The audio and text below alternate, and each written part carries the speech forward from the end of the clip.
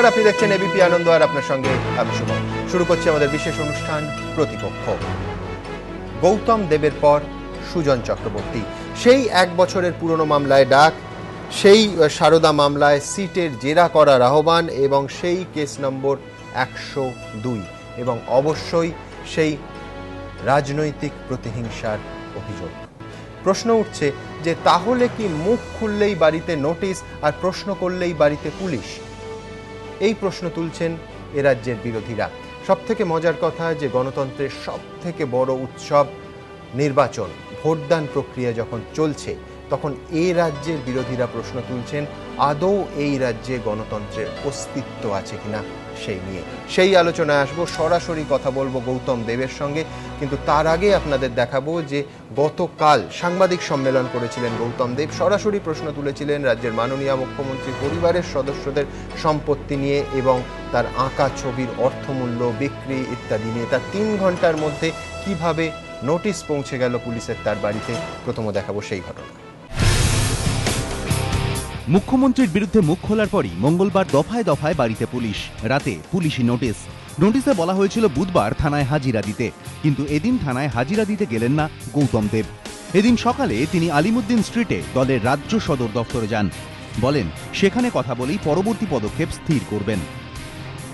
করেছে সেই চিঠিটার বড় উকিল আলিমুদ্দিনে আছে, এটা দেখিয়ে নিয়ে তারপরে যাওয়া হবে কিনা না পরে হবে সেটা ঠিক করে নেব। বেলা 12:30 নাগাদ গৌতম দেবের আইনজীবীরা ইলেকট্রনিক্স কমপ্লেক্স থানায় গিয়ে লিখিতভাবে জানান ভোটের প্রচারে ব্যস্ত থাকার কারণে এদিন হাজিরা দেবেন না তিনি। ভোট মিটলে থানায় যাবেন, তদন্তে সব ধরনের সহযোগিতাও করবেন। আইসি সাহেবের কাছে একটা প্রেয়ার দিলাম যে যাতে ভবিষ্যতে ওনাকে টাইম পাবেন, আফটার ইলেকশন এখন উনি ব্যস্ত। আইসি সাহেব বললেন আমাদের ছুটি রিসিভ করে নিয়েছেন নোটিশটা, পরে আবার অটোমেটিক্যালি আবার নেক্সট ডেট হলে নোটিশ জানাবেন, নোটিশ দিয়ে ডাকবেন। মঙ্গলবার দুপুর থেকেই আক্রমণ পাল্টা আক্রমণে চড়েছিল পারদ।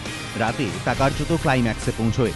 দুপুরে সাংবাদিক বৈঠকে মমতা বন্দ্যোপাধ্যায়ের আঁকা ছবি মোট কত টাকায় বিক্রি হয়েছে তা নিয়ে প্রশ্ন তোলেন গৌতম দেব। 10.5 কোটি টাকার উপরে যায়, ছবি বিক্রি করে সে ইনকাম হয়েছে দেখাচ্ছে, আর ছবি বিক্রি করে আয় হয়েছে 2 কোটি টাকা। এ মেলাবেন কি করে? আপনি কোথায় ছবি বিক্রি করেছেন? 10 কোটি টাকা তুমি কোথায় পেলেন? মুখ্যমন্ত্রীর পরিবারের সদস্যদের সম্পত্তির পরিমাণ নিয়েও প্রশ্ন তোলেন গৌতম দেব। এই সব দলিলগুলো হচ্ছে একটা বাড়ির লোকেরা কিনেছে, 30B হরিশ চ্যাটার্জি স্ট্রিট, এটা 20 কোটি টাকার কাছাকাছি শুধু এই প্রপার্টিগুলো। How they mobilise the fund? ওই হরিশ চ্যাটার্জি স্ট্রিট কালীঘাটের ওই চত্বর প্রায় 12 আনা কেনার ব্যবস্থা হয়ে গেছে। এরপরই পাল্টা সাংবাদিক বৈঠক করে গৌতম দেবকে আক্রমণ করেন ফিরহাদ হাকিম। আমাদের একটা বাংলায় কষা আছে না, জল পড়ে পাতা নড়ে, পাগলা গৌতমের মাথা নড়ে। আলিমুদ্দিন পাল্টা প্রশ্ন তোলে যদি প্রশাসনের কাছে গৌতম দেবের সঙ্গে সুদীপ্ত সেনের সম্পর্কের প্রমাণ থেকেই থাকে তাহলে কেন এতদিনে তাকে ডাকেনি পুলিশ? এটা ওরা আগে জানতেন, তার নিশ্চয়ই আগে বলতেন। এটা কখন জানলেন? যখন প্রেস কনফারেন্স করছেন গৌতম দেব তখন জানতে পারলেন না আগে জানতেন? যদি আগে জানতেন তা কখনো বলেননি কেন? মুখ্যমন্ত্রীর আঁকা ছবি ও তাঁর পরিবারের সদস্যদের সম্পত্তি নিয়ে প্রশ্ন তোলার 3 ঘন্টা পরই গৌতম দেবের বাড়িতে পৌঁছে যায় বিধাননগর দক্ষিণ থানার পুলিশ। প্রথমে সন্ধে 7:30, তারপর রাত 10:30। কিন্তু তখনও গৌতম দেব প্রচার সেরে বাড়ি ফেরেননি। তিনি বাড়ি ফেরেন রাত 11:20-তে। গৌতম দেব বাড়িতে ঢোকার কিছুক্ষণ পরই ফের তার বাড়িতে যায় পুলিশ। রাত 11:40-এ গৌতম দেবের বাড়িতে গিয়ে তাঁর হাতে নোটিশ ধরান বিধাননগর দক্ষিণ থানার আইসি। গৌতম দেব পাল্টা চ্যালেঞ্জ ছুড়ে বলেন সুদীপ্ত সেনের সঙ্গে তাঁর ঘনিষ্ঠতার প্রমাণ থাকলে পুলিশ তা পেশ করুক। 5 বছরের ফোনের লিস্ট বের করুক, মমতা বের করুক আর আমার বের করুক। ক্ষমতা থাকে মমতার। আমার সাথে কভার কথা হয়েছে সুদীপ্ত সেনের, 5 বছর যত ফোন আছে ট্যাপ করুক। গৌতম দেব সুর চড়িয়ে বলেন তাকে যদি পুলিশ তলব করে তাহলে মুখ্যমন্ত্রীকেও তলব করা উচিত। আমি তো বললাম মমতাকে ডাকুক আর আমাকে ডাকুক। মমতা ওর সাথে আড্ডা মেরেছে সুদীপ্ত সেনের সাথে, ডেলো বাংলোয়, আর সে লোকটাকে তো আমি জীবনে চোখে দেখিনি। সুদীপ্ত বলতে পারবো যে গৌতম দেব কে? কিন্তু মঙ্গলবার দুপুরে সাংবাদিক বৈঠকে মুখ খোলার পর রাতেই গৌতম দেবের বাড়িতে পুলিশের হাজির হওয়া নিয়ে প্রশ্ন তুলতে শুরু করেছে সিপিএম। তাদের প্রশ্ন, মুখ্যমন্ত্রীর পরিবারের সম্পত্তি নিয়ে প্রশ্ন তোলাতেই কি সারদাকাণ্ডে 1 বছর আগে দায়ের করা 102 নম্বর মামলায় হঠাৎই পুলিশের এই তৎপরতা? তাই কি গত 1 বছরে গৌতম দেবের ডাক না পড়লেও মঙ্গলবার রাতেই তাকে থানায় তলব করা হলো? প্রশ্ন সিপিএম এর। মুখ খুললে পড়েতেই সঙ্গে সঙ্গে পুলিশ, এটা কি ধরনের গণতন্ত্র? এইভাবে গণতন্ত্রের উপর কুঠারাঘাত হতে থাকলে গণতন্ত্রের স্তম্ভ দুর্বল হবে। যখন গৌতমবাবু বললেন যে মানে তার ইলেকশন ক্যাম্পেইনের একটা পার্ট হিসেবে করাপশন এগেনস্ট দি মানে হাইলি প্লেসড পার্সনসদের এগেনস্ট যখন বললেন, সেই দিনই তখনই তাকে ডাকা হলো থানাতে। এটাকে আমি হাইলি ইমপ্রপার বলে মনে করি। রাজনৈতিক প্রতিহিংসা পরায়ণ হয়ে তৃণমূল সরকার এই কাজ করছে কিনা তা নিয়ে বিতর্কের মধ্যেই অনেকেই বলছেন, বিধাননগর পুলিশের যত তৎপরতা 1 বছর পর, সে লকার খোলাতেই হোক কিংবা গৌতম দেবকে তলব করা। রাজর্ষি দত্তগুপ্ত ও জয়ন্ত পাল, এবিপি আনন্দ। সরাসরি কথা বলবো গৌতম দেবের সঙ্গে। গৌতম বাবু, আপনারা তো ব্যক্তিকেন্দ্রিক রাজনীতিতে বিশ্বাস করেন না, যৌথ নেতৃত্বে বিশ্বাস করেন। তো গতকাল আপনি এবং আজকে সুজন চক্রবর্তী, অর্থাৎ এক জায়গায় পৃথক ফল হলো না। আপনি উত্তর 24 পরগনার জেলা সম্পাদক এবং সুজন বাবু দক্ষিণ 24 পরগনার জেলা সম্পাদক। তো আর একা থাকতে হলো না আপনাকে এই 102-এর প্যাচে। এটা মানবেন তো? 9টা এমপি তো। গৌতম বাবু, আমার প্রশ্ন যে গতকাল আপনি এবং আজ সুজন চক্রবর্তী, আপনি উত্তর 24 পরগনা সিপিএম এর জেলা সম্পাদক এবং সুজন বাবু দক্ষিণ 24 পরগনার জেলা সম্পাদক। অর্থাৎ এই মামলায়, এই 102 কেসের ধারায় আপনাকে একা থাকতে হলো না। আপনারা বামপন্থী ব্যক্তিকেন্দ্রিক রাজনীতি করেন না। এই যৌথ নেতৃত্ব, এটাকে মানবেন যেভাবে এই একই মামলায় আপনাদের দুজনকে ডাকা হলো? আমি এটা শুনেছি, আপনার প্রশ্ন প্রথমবার শুনেছি। আমি পুরো প্রশ্নটা শুনেছি, শুনেই উত্তর দিয়েছি যে উত্তর 24 পরগনায় 5টা এমপি, আর দক্ষিণ 24 পরগনায় 4টে এমপি, 2 মিলে 9টা এমপি। এইটা হচ্ছে একটা ব্যাপার। হ্যাঁ, 2 হচ্ছে, আমি ছোট করে বলছি এই জন্য আপনি জানেন, আমি দুঃখিত যে আমাকে তাড়াতাড়ি আপনি ছাড়বেন। আপনার অনেক অন্যান্য প্যানেলিস্ট আছে, তারা আলোচনা করবেন, কিন্তু মমতা ব্যানার্জি, আমার নিজের ধারণা, উনি মুখ্যমন্ত্রীর পদটা এনজয় করছেন। আমিও মন্ত্রী ছিলাম প্রায় 20 বছর, কিন্তু কবে মন্ত্রিত্ব চলে গেছে ভুলে গেছি। কিন্তু মমতা ব্যানার্জি, আমার যা ধারণা, she is fully enjoying the chief ministers post, এবং তা করতে গিয়ে ভোট নিয়ে এখন যা শুরু করেছেন, এর পরিণতি কোথায় আমি জানি না। আপনাকে আমি বলছি, ভোট যদি হতো বা যদি হয়,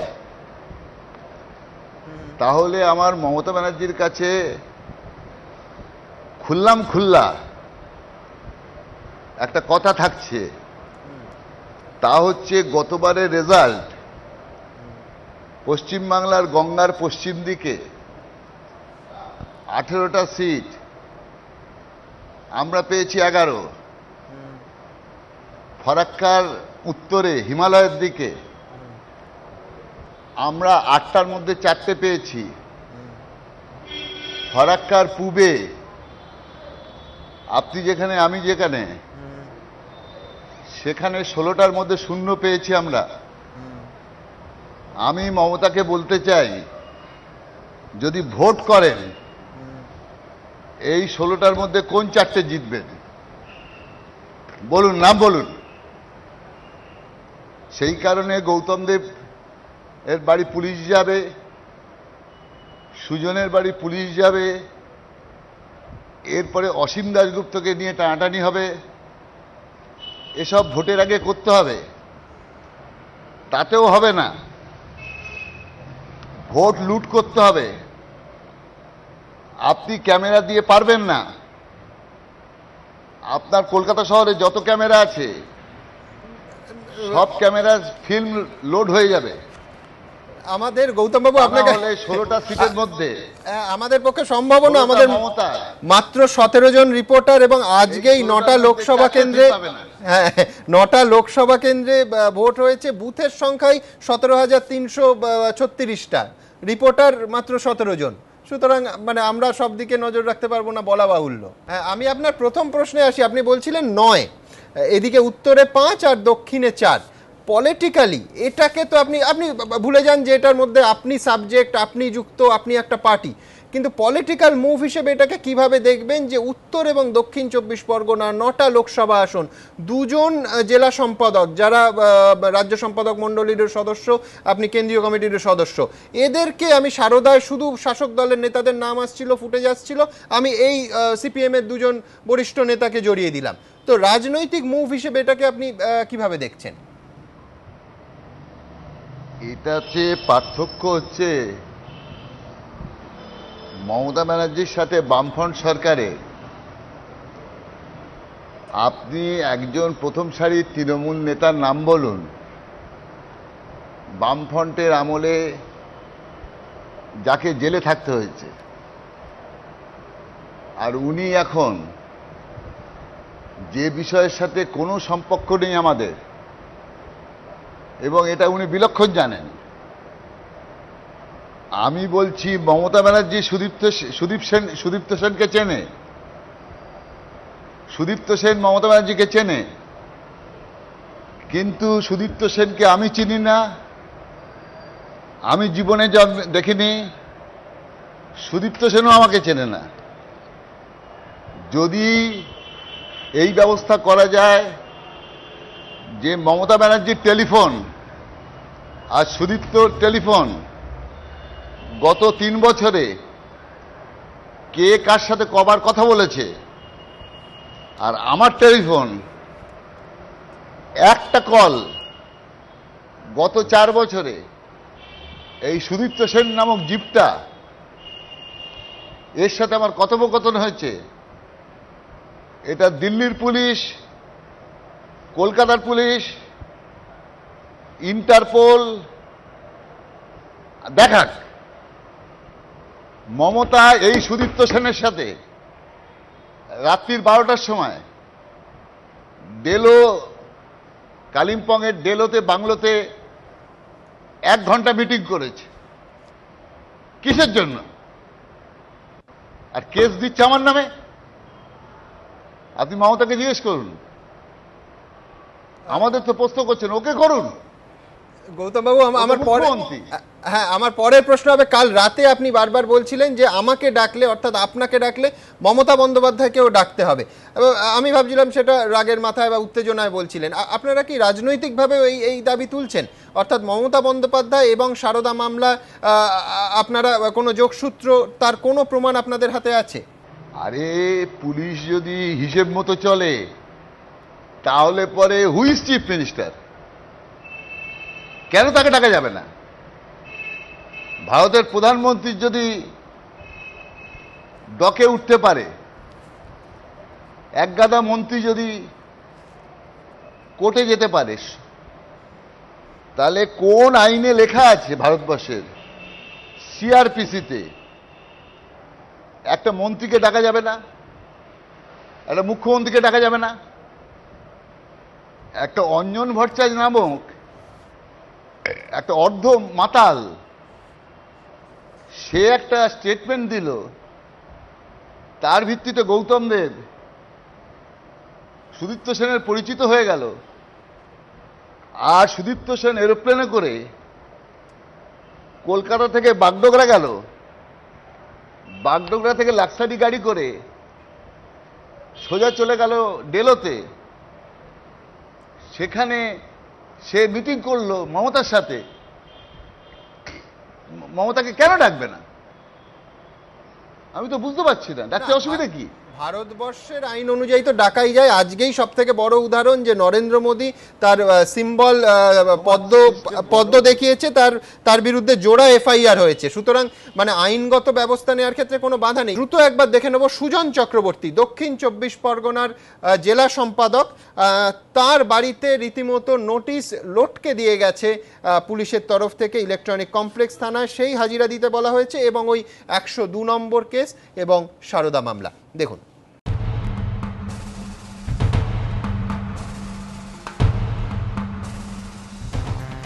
গৌতম দেবের পর এবার পুলিশি তলব সিপিএমের রাজ্য সম্পাদক মণ্ডলীর আরেক সদস্য সুজন চক্রবর্তীকে। তাকে বৃহস্পতিবার ইলেকট্রনিক্স কমপ্লেক্স থানায় হাজিরা দিতে বলা হয়েছে। সুজন চক্রবর্তীর অভিযোগ, রাজনৈতিক প্রতিহিংসা থেকেই তাকে 1 বছর আগের মামলায় জিজ্ঞাসাবাদের জন্য এখন ভোটের মধ্যে তলব করেছে পুলিশ। গোটাটাই হেনস্থা করার চেষ্টা বলে দাবি সুজন চক্রবর্তীর। কিন্তু 1 বছর আগে পুরোনো একটা গল্প কিংবা কেস কিংবা যেটা ওদের করার কথা ছিল, 1 বছর ধরে সময় পেলেন না। এই পলিটিক্যাল গেম যখন পুলিশকে দিয়ে করানো হচ্ছে, অ্যাডমিনিস্ট্রেশনকে দিয়ে করানো হচ্ছে, which is completely political purpose, এর কোনো অ্যাডমিনিস্ট্রেটিভ পারপাস নেই। এই গেম প্ল্যানটা একদম হাইয়েস্ট লেভেলের। সুজন চক্রবর্তী সাফ জানিয়ে দিয়েছেন তিনি বৃহস্পতিবার থানায় যাবেন না, যাবেন ভোটের ফল বেরোনোর পর। 12 তারিখে ভোট হবে, 16 তারিখে রেজাল্ট বেরোবে। হাসি মুখে 16 তারিখের পর 17, 18, 19 যেদিন ওরা বলবেন সুন্দর চলে যাব। সারদাকাণ্ডে তছরূপ সংক্রান্ত এই একই 102 নম্বর মামলায় জিজ্ঞাসাবাদের জন্য বুধবার গৌতম দেবকেও তলব করে পুলিশ।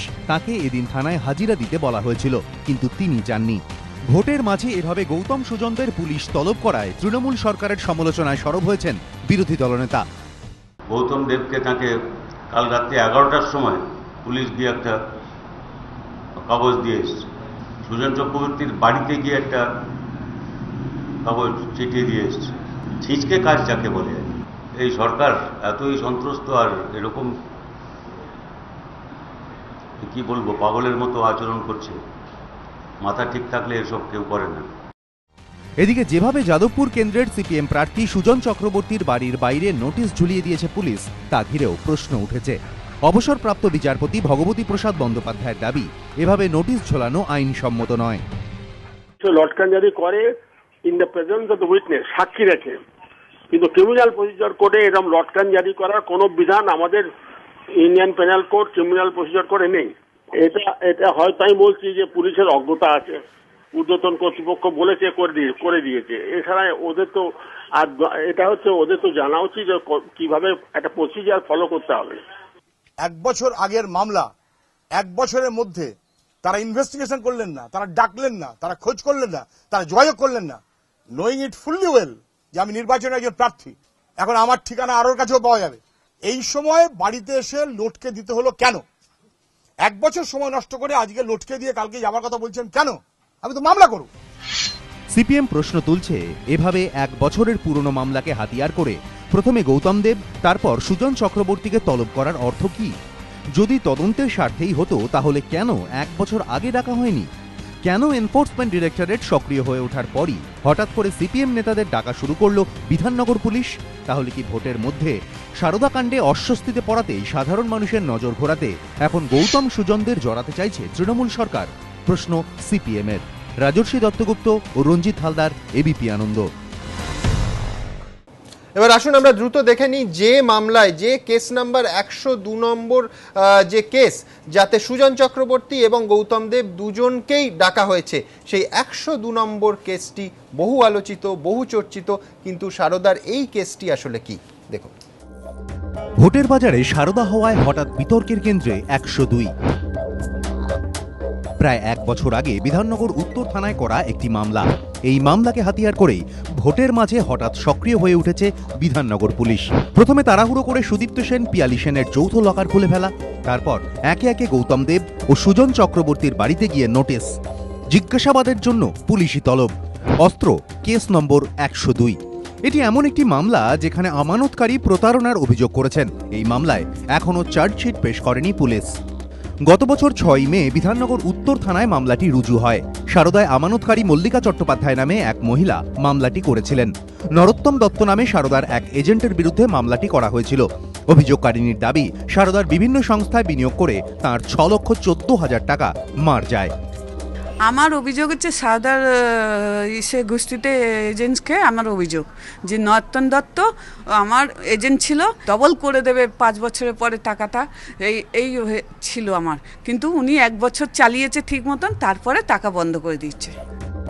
কিন্তু সারদাকাণ্ডে তো আরো অনেক মামলা আছে। 1 বছর আগের এই 102 নম্বর মামলাটিকে হাতিয়ার করেই কেন হঠাৎ তৎপর হয়ে উঠল পুলিশ? সম্প্রতি সারদা মামলায় সুপ্রিম কোর্ট মন্তব্য করে দুর্নীতির গভীরে না গিয়ে তদন্ত হচ্ছে ছোটখাটো মামলার। প্রশ্ন তোলে সারদাকাণ্ডে বৃহত্তর ষড়যন্ত্রে লাভবান কারা? তখন রাজ্য সরকারের পক্ষ থেকে জানানো হয় 102 নম্বর মামলায় বৃহত্তর ষড়যন্ত্রের তদন্ত করছে সিট। সেই মামলাই তাই এখন বিধাননগর পুলিশের হাতিয়ার। ইডি লকার খুলতে চলেছে একথা জানার পরই তড়িঘড়ি সল্টলেকের একটি রাষ্ট্রায়ত্ত ব্যাংকে সুদীপ্ত সেন ও পিয়ালি সেনের যৌথ লকারটি খোলে পুলিশ। তাদের দাবি 102 নম্বর মামলার তদন্তের স্বার্থেই লকার খোলা হয়েছে। সেই একই মামলায় গৌতম দেব, সুজন চক্রবর্তীকেও জিজ্ঞাসাবাদ করতে চায় পুলিশ। কিন্তু রাজনৈতিক মহলে প্রশ্ন উঠেছে, তদন্তের স্বার্থে নাকি অন্য কোনো উদ্দেশ্য? কারণ তদন্তের স্বার্থে হলে এতদিন কেন লকার খোলেনি পুলিশ? কেন এতদিনে সুজন গৌতমকে জিজ্ঞাসাবাদ করেনি? উঠছে প্রশ্ন। এবিপি আনন্দ। আমি আলোচনা শুরু করব। একদিকে রয়েছেন ঋতব্রত বন্দ্যোপাধ্যায়, সিপিএম এর রাজ্যসভার সাংসদ, পাশে অম্বিকেশ মহাপাত্র, কার্টুন কাণ্ডের অধ্যাপক, এবং মইদুল ইসলাম অধ্যাপক। অন্যদিকে রয়েছেন তথাগত রায়, বিজেপি নেতা, আছেন জয়প্রকাশ মজুমদার, কংগ্রেস নেতা, আছেন বিজন সরকার অধ্যাপক এবং দেবাশিস সরকার অধ্যাপক। আমি ঋতব্রত, এর আগে তোমার কাছে আসবো। গৌতম দেব সিআইডিতে ভবানী ভবন তাকে হিটকো জমি নিয়ে ডেকে জেরা করলো, এবং এখন এই ইলেকট্রনিক কমপ্লেক্সে সিটের চিঠি, আজকে সুজন চক্রবর্তীর চিঠি। এই পরপর বারবার এই গৌতম দেব তাকেই টার্গেট করা হচ্ছে কেন? এর আগে সুজন চক্রবর্তী খুনের মামলায় তাকে অভিযুক্ত করা হলো, এফআইআরে তার নাম রইল, কেন? কথা বলো না, কেউ শব্দ করো না, ভগবান নিদ্রা গিয়েছেন, গোলযোগ সইতে পারেন না।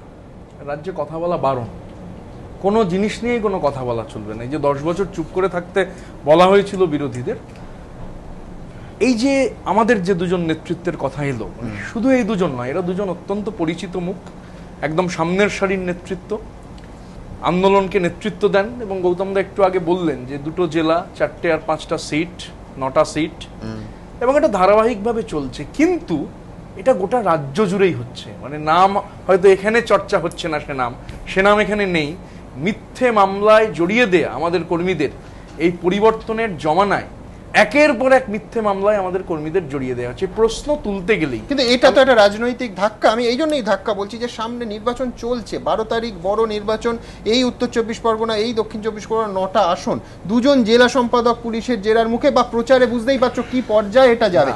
এতদিন অবধি তৃণমূল কংগ্রেসের নেতাদের নাম আসছিল, ফুটেজ দেখা যাচ্ছিল, সিপিএম এর এই 2জন একেবারে জেলা সম্পাদক, রাজ্য সম্পাদক মন্ডলীর সদস্যের নাম এলো। রাজনৈতিক ক্ষতি হবে না? প্রচারের অস্ত্র হবে তো শাসক দলের? কি অস্ত্র হবে?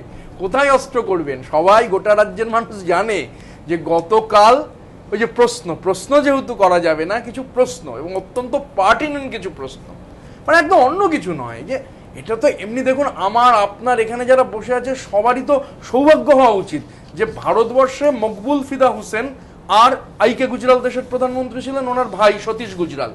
এই দুজনের ছবি এ যাবৎকালে সব থেকে বেশি দামে বিক্রি হয়েছে। পিকাসো, মাইকেলাঞ্জেলো, দা ভিঞ্চি এ তো বড় ব্যাপার, কিন্তু আমাদের দেশে মকবুল ফিদা হোসেনের ছবি, আমাদের দেশে সতীশ গুজরালের ছবি, সেই ছবি যে টাকায় বিক্রি হয়েছে, রাজ্যের মুখ্যমন্ত্রী অন্তত তৃণমূল কংগ্রেস যা জানাচ্ছে, যদিও তথ্যের মধ্যে আবার ফারাক রয়েছে, একই দল জাগো বাংলা এক কথা বলছে, তৃণমূল কংগ্রেস আরেক কথা বলছে, ফারাক 8 কোটি টাকা। মানে এই যে সারদার প্রতীক বা সততার প্রতীক বা সততার প্রতীক বা সারদার প্রতীক, এই যে ডিসক্রিপেন্সি, মানে ছবি বিক্রি নিয়েও মিথ্যাচার।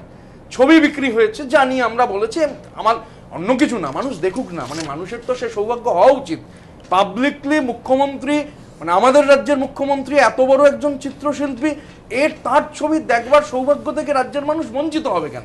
আর কাল কতগুলো যে প্রশ্ন উঠেছে, গৌতম দা যে প্রশ্ন তুলেছেন, সেই প্রশ্নে ওই যে এটা কিন্তু আপনি ধরুন একটা সাংঘাতিক ব্যাপার, একটা রাজনৈতিক দল, রেজিস্টার্ড রাজনৈতিক দল, সেটা তারা 1 সদস্যের ফেডারেল ফ্রন্টের নেতৃত্বে থাকতে পারেন, তারা সরকার গড়তে চাইছেন দেশে, সেই দলের সর্বময়ী সর্বাধিনায়িকা, তার ছবি সম্পর্কে দল বলছে প্রথমে 2 কোটি টাকা, 2.5 কোটি টাকা, 3 কোটি টাকা। আবার জাগো বাংলা, যেটার আবার কুণাল ঘোষের নামও রয়েছে তার মধ্যে, তারা যে বিবৃতি দিয়েছে, জানিয়েছে, আয়করকে দিয়েছে, স্টেটমেন্ট দিয়েছে, সেখানে 10 কোটি টাকা। এই যে মানে এই যে মানে প্যাথোলজিক্যালি মিথ্যে কথা বলা, ডিএনএর মধ্যে রন্ধ্রে রন্ধ্রে অসত্যতা, এই যে এগুলো রয়েছে, এগুলো সম্পর্কে কাল গৌতম দেব ঠিক এইভাবে এই কথাটা বলার পর 3.5 ঘন্টার মধ্যে বাড়িতে নোটিশ গেছে। তোমার বাড়িতে একটা ফোন করে দেখবে? ফোন করার দরকার নেই, গেলে যাবে। রাজনৈতিক এই যে প্রতিহিংসা যা আমাদের রাজ্যে হচ্ছে, আমি শুরুতে যে কথাটা বললাম, গৌতম দা সুজন দাকে গোটা রাজ্যের মানুষ চেনেন। আমাদের এরকম অসংখ্য কর্মী আছে যারা এইরকম মিথ্যে মামলায় দিনের পর দিন বাড়ি যেতে পারছে না, তা সত্ত্বেও তারা লাল পতাকাটা ছেড়ে দেয়নি। ওটাই আমাদের শক্তি, যে এত ষড়যন্ত্র আমাদের। এই যে আমি এর আগে এখানে বলেছিলাম, আমি বলতে আবার বাধ্য হচ্ছি যে পশ্চিম মেদিনীপুর একটা জেলা, সে পুলিশ সুপার ভারতী ঘোষ সম্পর্কে আলোচনা হয়েছিল, ইলেকশন কমিশন যাকে সেখানে আমি আপনাকে বলছি যে অভিযোগ জানাতে গেলে সুজন দা গৌতম দা তো আমাদের লিডারশিপ, আমাদের নিচের তলায় অসংখ্য এরকম কর্মী আছেন, প্রশ্ন করলেই এই যে মিথ্যে মামলায় জড়িয়ে দিচ্ছেন। আসলে আমি আর লোভ সামলাতে পারছি না, বলছি অন্য কিছু নয়, যে এই শুরুতে আমি যে বিখ্যাত এই নাটকের কথাটা বললাম, রাজ্যের পরিস্থিতিটা ভয়ানক। আমি শুধু বলবো যে ভগবান নিদ্রা গিয়েছেন, গোলযোগ সইতে পারেন না। এখন তো মনে হচ্ছে যে ভগবান বৃদ্ধ হয়েছেন, দায়ভার বইতে পারেন না। সারদার দায়ভারায় বইতে পারা যাচ্ছে না, তাই দায়ভার যাকে পারো, যার ঘাড়ে উদরপিণ্ডি উদর ঘাড়ে চাপিয়ে দেওয়ার জন্য।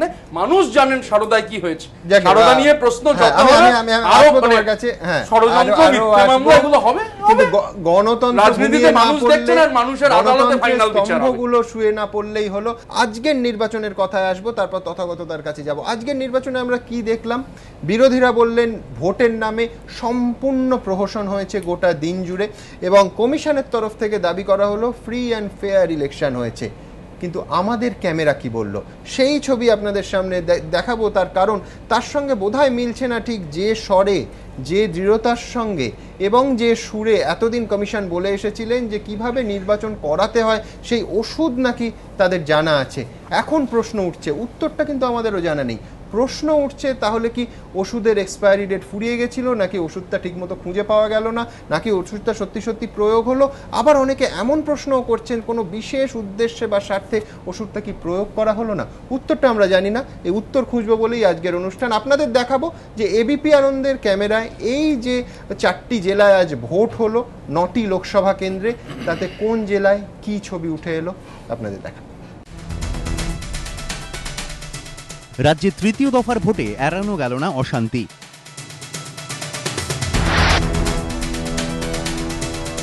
ইছলাবাদে ভোট দিতে গিয়ে আক্রান্ত ভোটার, স্ত্রীর সামনে রাস্তায় ফেলে তাকে মারধর করা হয়। আক্রান্তের বাবার অভিযোগ, হামলাকারীরা সবাই তৃণমূল সমর্থক। অভিযোগ অস্বীকার তৃণমূলের। ইছলাবাদ হাই স্কুলের বুথের সামনে আক্রান্ত 3 সিপিএম কর্মী। তৃণমূলের বিরুদ্ধে হামলার অভিযোগ তুলেছে সিপিএম। অভিযোগ অস্বীকার তৃণমূলের। মইগ্রামে বুথে ঢুকে ভোটারের হয়ে ভোটদান তৃণমূলের পঞ্চায়েত সদস্য ঝর্ণা সিংহর। এবিপি আনন্দর খবরের জেরে অপসারিত আরামবাগের বুথের প্রিসাইডিং অফিসার। থানায় এফআইআর দায়ের।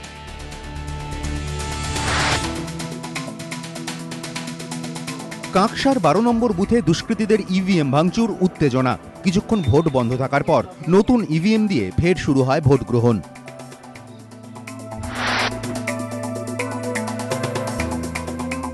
জেলা শাসকের দফতরের সামনে ধর্ণা সিপিএমের, দাবি অবাধ ও সুষ্ঠুভাবে করতে হবে ভোট। চণ্ডীবাটিতে তৃণমূলের বিরুদ্ধে বুথ জ্যামের অভিযোগ। পুলিশের সামনে লাঠি বাঁশ নিয়ে সিপিএমের বিক্ষোভ। অভিযোগ উড়িয়ে দিয়েছে তৃণমূল।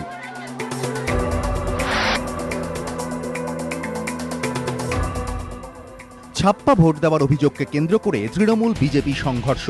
রিষড়ায় আহত 5। তৃণমূল এবং বিজেপি দু দলের কার্যালয় ভাঙচুর। কেন্দ্রীয় বাহিনীর হস্তক্ষেপে পরিস্থিতি নিয়ন্ত্রণে।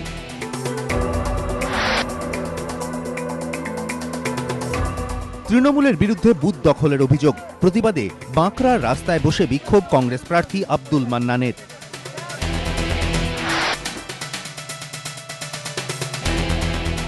কোন্নগর কানাইপুরে আক্রান্ত ডিওয়াইএফআই কর্মী। তৃণমূলের বিরুদ্ধে হামলার অভিযোগ। অভিযোগ অস্বীকার শাসক দলের।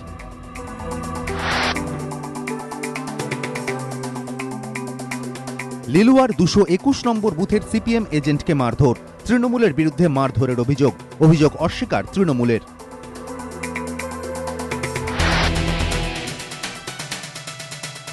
ময়ূরেশ্বরে ভোট দিয়ে ফেরার পথে আক্রান্ত মা ও ছেলে, ভর্তি হাসপাতালে।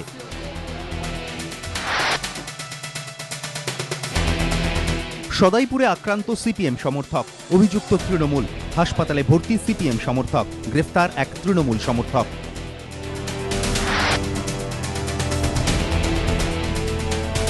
ইভিএম নিয়ে ফেরার পথে কেন্দ্রীয় বাহিনীর জওয়ানদের সঙ্গে গ্রামবাসীদের সংঘর্ষ, পুলিশের গাড়িতে ভাঙচুর, ইভিএম লুটের চেষ্টার অভিযোগ। বীরভূমের খয়রাশোলের রানী পাথরের ঘটনা, পুলিশ সুপার জানিয়েছেন ইভিএমগুলি সুরক্ষিতই রয়েছে।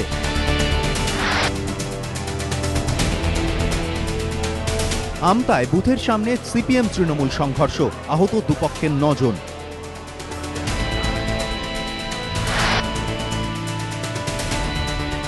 শালিমারে 2 সিপিএম কর্মীকে মারধর, অভিযুক্ত তৃণমূল, অভিযোগ অস্বীকার শাসক দলের। এবিপি আনন্দ। কমিশনের তরফ থেকে বলা হয়েছে যে সংবাদ মাধ্যম বা টেলিভিশন চ্যানেল যখনই যা দেখিয়েছে তা ব্যবস্থা নিয়েছে। কি দেখিয়েছি আমরা গোটা দিন আপনাদের একটা ঝলক দেখানোর চেষ্টা করলাম, শুধু এইটুকু বলার যে কমিশন হয়তো ব্যবস্থা নিয়েছেন। কিন্তু সব থেকে ট্র্যাজিক তথ্যটা কি জানেন?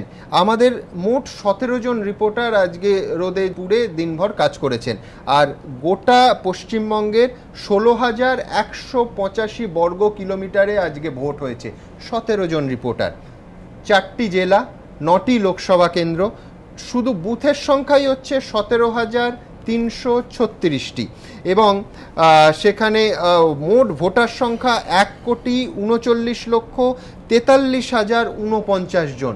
আমাদের রিপোর্টারের সংখ্যা কজন? 17 জন।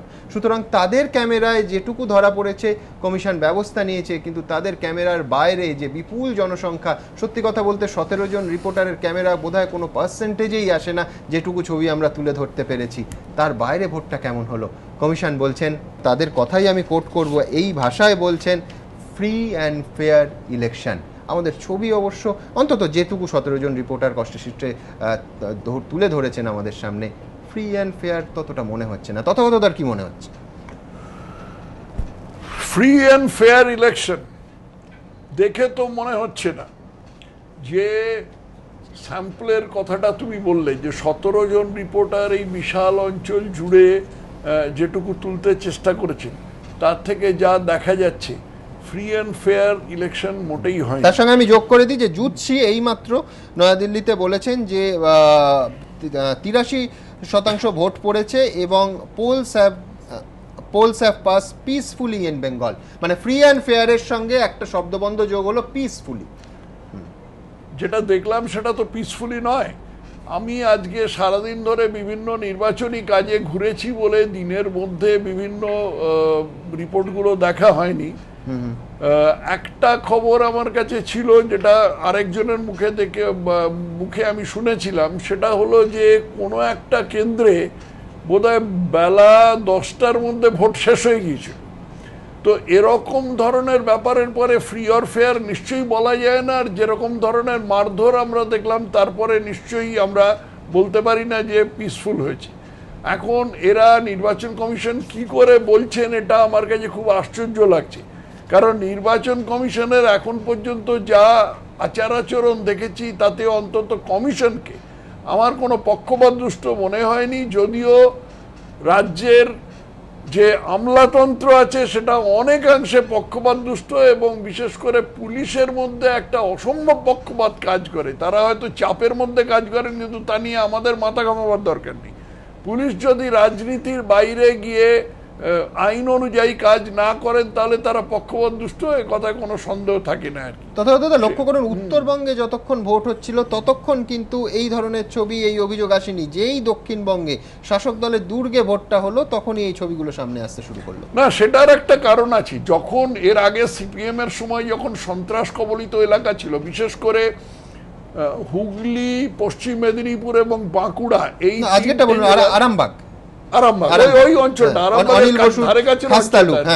আরামবাগ, চন্দ্রকোনা, দাসপুর, এই সমস্ত, সূর্যকান্ত মিশ্র বলছেন আরামবাগে ভোটই হয়নি। হ্যাঁ, যে সমস্ত জায়গায় তপন শুকুরদের উৎপাত ছিল, সেই জায়গাটা এখন সম্পূর্ণ আবার একই প্রক্রিয়ার আমরা পুনরাবৃত্তি দেখছি, এবং সেটা দেখছি আরেকটা দলের হাতে।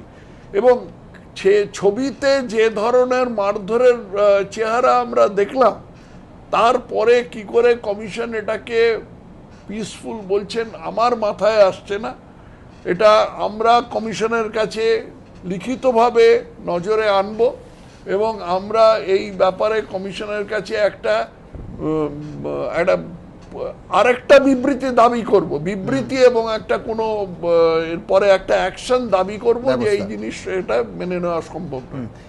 আপনাদের দেখাবো যে অনেক কথা শোনা গেছিল বীরভূমের আকাশে নাকি হেলিকপ্টার উঠবে এবং সার্ভিলেন্স ক্যামেরার সাহায্য নেওয়া হবে, ওয়েব ক্যাম চলবে, এই ধরনের একটা হাইটেক সুষ্ঠু এবং নিরপেক্ষ নির্বাচন প্রক্রিয়া, ভোটদান প্রক্রিয়া চলবে, এমনটাই তো বলেছিলেন কমিশন কর্তারা। কিন্তু আমাদের ওই 17 জন প্রতিনিধি, হতে পারে তারা সংখ্যায় কম, কিন্তু তারা গোটা দিনে কি খুঁজে পেলেন কমিশনের অ্যাক্টিভিটি দেখুন।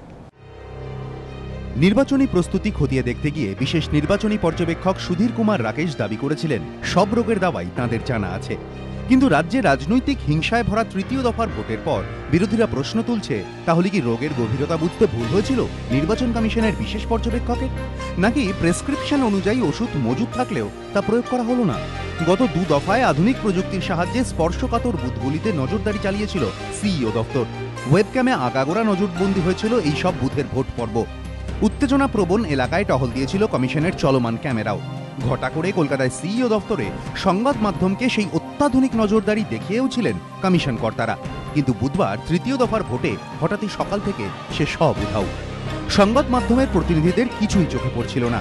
এমনকি গত 2 দফায় সকাল 10টা থেকে 11টার মধ্যে মুখ্য নির্বাচনী আধিকারিক সাংবাদিক বৈঠক করে সুষ্ঠু ও অবাধ ভোটের কথা জানিয়ে ভোটারদের বুথমুখী হওয়ার আহ্বান জানালেও এদিন সে দৃশ্যও ছিল উধাও।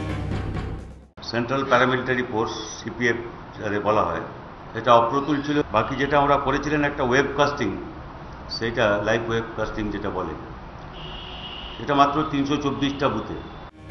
বিশেষ নির্বাচনী পর্যবেক্ষকও সকালে হাজির হননি সিইও অফিসে। বিগত দফার ভোটগুলিতে বেলা 1টার মধ্যে অন্তত 2 দফায় সাংবাদিক বৈঠক করে নির্বাচন সংক্রান্ত বিভিন্ন অভিযোগ, তার সমাধান ইত্যাদি বিষয়ে কমিশনের তরফে সংবাদ মাধ্যমকে জানানো হলেও এদিন তাও চোখে পড়েনি। গত 2 দফার তুলনায় এই দফায় এইসব ব্যতিক্রম নিয়ে সংবাদ মাধ্যমে খবর সম্প্রচারিত হওয়ার পরই নড়েচড়ে বসে কমিশন। 1টা নাগাদ সংবাদ মাধ্যমকে ওয়েবকাস্টিংয়ের ছবি দেখানো শুরু হয়। এরপর সাংবাদিক বৈঠক করে মুখ্য নির্বাচনী আধিকারিক দাবি করেন প্রযুক্তিগত সমস্যার জন্য এতক্ষণ তা সম্ভব হয়নি। আমাদের ওয়েবকাস্টিং যেটা আছে আমাদের ওয়েবসাইটে দেখা যাচ্ছে, আউটসাইড যে লিঙ্কটা ছিল তাতে একটু টেকনিক্যাল প্রবলেমটা হচ্ছে, কিন্তু আমাদের বিভিন্ন জায়গাতে বুথে অ্যারেঞ্জমেন্টটা আছে ওয়েবকাস্টিংয়ে, যেখানে আমরা যেরকম প্ল্যানিং করেছিলাম ওয়েবকাস্টিংটা হচ্ছে। স্টিল ক্যামেরা আছে, ডিজিটাল ক্যামেরা আছে, মাইক্রো অবজারভার্স আছে, সেন্ট্রাল ফোর্সেস আছে। কিন্তু এরই সঙ্গে সিইও এই দাবিও করেন যে ভোট অবাধ ও সুষ্ঠুভাবে হচ্ছে। প্রত্যেক জায়গাতে ব্রডলি খুব পিসফুলি পোল হচ্ছে, প্রত্যেক কমপ্লেন্টের ক্ষেত্রে খুব দ্রুত ব্যবস্থা নেওয়া হয়েছে। দুপুরের দিকে সিইও দপ্তরে হাজির হন বিশেষ নির্বাচনী পর্যবেক্ষক। সাংবাদিকদের প্রশ্নের উত্তরে নির্দিষ্টভাবে বুথের নম্বর বলে অভিযোগ করার পরামর্শ দেন তিনি। Please give me PC number, AC number, booth number and specific instance what has happened. Each one we will be able to give you an answer. কিন্তু যেখানে ভোট দিতে গিয়ে মানুষে মার খাচ্ছে, রক্তাক্ত হচ্ছে, সেখানে সাধারণ মানুষ সব তথ্য হাতে নিয়ে কমিশনের ফোন নম্বর জোগাড় করে কিভাবে অভিযোগ জানাবে? এও কি সম্ভব? পাশাপাশি ভোটের আগের দিন মহড়া দিলেও নির্বাচনের দিন বীরভূমের আকাশে হেলিকপ্টারেরও দেখা মিলল না। তাহলে কোথায় কমিশন? প্রশ্ন বিরোধী রাজনৈতিক দল থেকে আক্রান্ত রক্তাক্ত এই মানুষগুলোর। দীপক ঘোষ, এবিপি আনন্দ, কলকাতা।